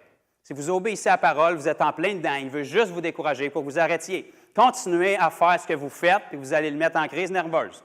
OK? C'est ça que vous devez faire. Si vous persistez à faire ce que la Bible dit, vous allez voir une percée. Puis quand la percée arrive, là, vous vous rendez compte que tout le laps de temps entre les deux, où ça ne paraissait pas dans le naturel qu'il se passait quelque chose, Dieu était fidèle à sa parole. Les semences qui ont été mises, ils grandissaient. Quelqu'un les arrosait, puis vous avez moissonné un jour. Mais si vous n'auriez pas semé pendant ce 1 an et 9 mois-là, il n'y aurait jamais eu personne qui aurait été sauvé. OK? Donc, si on veut voir le réveil, qu'on veut tout voir, il faut qu'on commence à faire ce que Dieu nous appelle à faire et qu'on persiste dedans. Il faut qu'on reste enraciné, qu'on continue à faire ce qu'on doit faire, même quand il ne se passe pas ce qui devrait se passer. Parce que nous, on juge dans le naturel. Quand Jean-Baptiste était dans sa prison, il ne semblait pas se passer ce qui devait se passer. Pourtant, il était exactement où Dieu voulait qu'il soit. Puis il accomplissait exactement ce que Dieu voulait qu'il accomplisse. Amen? Donc, on va arrêter parce qu'il se fait tard, mais je n'ai pas prêché 3 heures. Quand même, c'est bien. J'aimerais ça faire une prière générale pour ce qui est de la persévérance. J'aimerais ça prier pour frères et sœurs Poulain aussi, pour que les 32 ans qui ont été vécus soient juste le début de d'autres années encore. Pourquoi abandonner après 32 ans? Continuons donc. Amen. Donc, ceux qui veulent s'accorder, on va prier pour que Dieu les dirige, pour que Dieu passe à travers eux. Puis après ça, j'aimerais beaucoup ça, si c'est possible, qu'on chante « Briser les chaînes », comme vous avez chanté tantôt. Je ne suis pas quelqu'un de très, très sentimental avec Dieu. Je ne ressens pas beaucoup de choses, puis je ne recherche pas ça. Mais j'ai ressenti quelque chose quand vous l'avez chanté, parce que quand ça nous dit « il y a une armée qui se lève », c'est la vérité. C'est très, très prophétique, surtout ici au Québec. OK? Puis que vous soyez d'accord ou pas, Dieu va lever son armée. L'idéal, c'est que vous soyez dedans. Parce que si vous ne voulez pas y être dedans, puis vous passez à côté, il ne tordra pas le bras de personne. Ça va arriver coûte que coûte. Les vagues que mon père a témoignées tantôt, ça va arriver coûte que coûte. Mais arrangeons-nous donc pour être en plein dedans au lieu de surfer et de passer à côté. Amen? Donc, Sœur Poulain, es-tu proche? En haut? Si elle m'entend, j'aimerais ça qu'elle puisse venir pour qu'on puisse prier pour eux ensemble. Et puis, après ça, tous ceux qui ont des besoins, puis tous les autres, mon père, frère Poulain, Frank s'il est encore là, Linda, on aimerait prier pour vos besoins aussi. Et puis, vous savez, ce n'est pas les messages les plus populaires, parce que la balle n'est pas dans le camp de Dieu, elle est dans le nôtre. On décide de croire, puis on décide de persister. Il n'y a pas de façon magique, il n'y a pas de raccourci. La persévérance, ça se fait avec le temps. Sœur Poulain est là. Fait que tous ceux qui veulent s'accorder avec nous, j'aimerais ça qu'on puisse prier pour eux, pour les encourager, pour rendre gloire à Dieu pour les 32 ans qui ont déjà été accomplis, puis pour que Dieu continue à faire ce qu'il veut faire. Parce que vous le savez, puis eux, les premiers le savent, même si c'est les pasteurs de l'Église, c'est l'Église de Christ. Ce qu'ils veulent, ce n'est pas leur volonté, c'est celle de Dieu. C'est ce qu'on veut tous. Okay? On veut que les gens qui nous dirigent marchent dans la volonté de Dieu. C'est la meilleure façon pour avoir du succès. Okay? Fait que, si vous voulez vous accorder pour que c'est ce qui se produise, puis tous ceux qui sont impliqués, les anciens aussi, on veut savoir ce que Dieu veut. Amen. Merci, Seigneur. Père, on te prie pour frères et sœurs Poulain qui sont ici, Père. On veut simplement te rendre grâce de tout notre cœur pour les 32 années qui ont déjà été accomplies, pour ta fidélité, Seigneur Dieu, pour les choses que tu leur as apprises depuis, pour les gens qui ont pu former, qui ont pu relâcher, Seigneur, qui ont pu équiper dans le ministère durant toutes ces années. Mais on te prie pour désormais, maintenant et les années à venir, Seigneur. Tu vois où l'Église est rendue. Tu vois où le ministère est rendu. Tu vois l'expérience que tu as mis en eux, Seigneur. Tu vois leur désir, Père, ce qu'ils veulent faire, leur volonté de toucher des gens, de former des gens, Seigneur. Les opportunités qu'ils donnent à des gens de débuter dans le ministère, Père. Je te prie d'utiliser ce que tu as mis en eux, Seigneur Dieu. Que la vision soit de plus en plus claire, Père. Que toutes les idées qui peuvent être humaines puissent être effacées et que ta volonté claire, Seigneur Dieu, soit saisie dans leur vie, Seigneur Dieu. Pour les membres, que ton esprit puisse diriger dans l'unité tout le conseil des anciens, Seigneur Dieu, pour qu'on ait une même vision, pour qu'on ait un même cœur, pour que ce ne soit pas notre volonté, mais la tienne, Seigneur Dieu. Père, on ne veut pas avoir raison, on veut la vérité. Que qui que ce soit qui peut être dans l'erreur, qui peut être dans le manquement, que tout filtre religieux qu'on a, Seigneur, viens les enlever, qu'on puisse s'humilier devant toi et qu'on sache ce que tu veux faire de nous. C'est ton Église, Père. On est seulement les administrateurs, puis on veut le faire à ta façon. On te prie de nous diriger, Seigneur, de diriger frères et sœurs Poulain pour qu'ils prennent des bonnes décisions pour le ministère, Seigneur, pour impacter la vie des gens, pour qu'on puisse devenir, Seigneur, une Église qui est un modèle pour d'autres, de gens qui sont ouverts et qui produisent des choses, de gens qui ne travaillent pas pour leur propre communauté seulement, mais qui ont à cœur le royaume de Dieu, Seigneur. Je te prie pour la persévérance, qu'elle puisse demeurer et grandir, Père. Que quand l'ennemi les voit arriver, il va être épuisé parce qu'il sait qu'ils n'abandonneront jamais, peu importe le nombre de coups. Ils sont toujours debout, ils sont toujours là. Ils foncent, ils vont de l'avant, puis ils touchent des gens, Seigneur Dieu. Finis les années d'abattement. Finis les années de découragement. Ils ont assez vécu. Maintenant, ils peuvent garder leurs yeux sur toi et se rappeler de tes bontés dans leur vie. Comme David se souvenait de toutes les fois où tu l'as libéré, où il a déchiré le lion. Ils vont pouvoir se souvenir où toutes les fois où l'ennemi les a attaqués, ils ont toujours sorti vainqueurs. Père, que cette expérience-là puisse être transmise aux nouvelles générations, aux nouveaux convertis, Père. Donne-leur un cœur, Père, qui est de plus en plus sensible à ton esprit, à l'appel que tu as déposé sur leur vie de couple et sur leur vie personnelle, Père. Qu'ils puissent semer de leur savoir en toute simplicité et amour, Seigneur. Je te prie qu'ils soient entourés des gens qui ont un cœur pour Dieu et pour eux, Père. Que dans l'unité, on puisse être fort en toi. Oui, Dieu. Dans le nom puissant de Jésus, Seigneur. Amen, Seigneur. Amen. Amen. Amen. Merci, Seigneur. Jésus. Amen, Père. Amen, amen, amen. Amen. On va louer Dieu, on va proclamer. Pour moi, c'est un chant qui est très prophétique parce que c'est 100% la volonté de Dieu. Les chaînes, ils tombent parce que dans le nom de Jésus, il n'y a aucune chaîne qui tient. Quand vous le proclamez puis vous le croyez, ce n'est pas un rail émotionnel, vous faites juste rappeler à l'ennemi qu'est-ce qui se passe. Puis quand on dit qu'il y a une armée qui se lève, là, l'armée, c'est vous, c'est moi. Donc si on croit qu'elle se lève, on le chante et on le prophétise pour nos vies, puis on persiste là-dedans. Amen.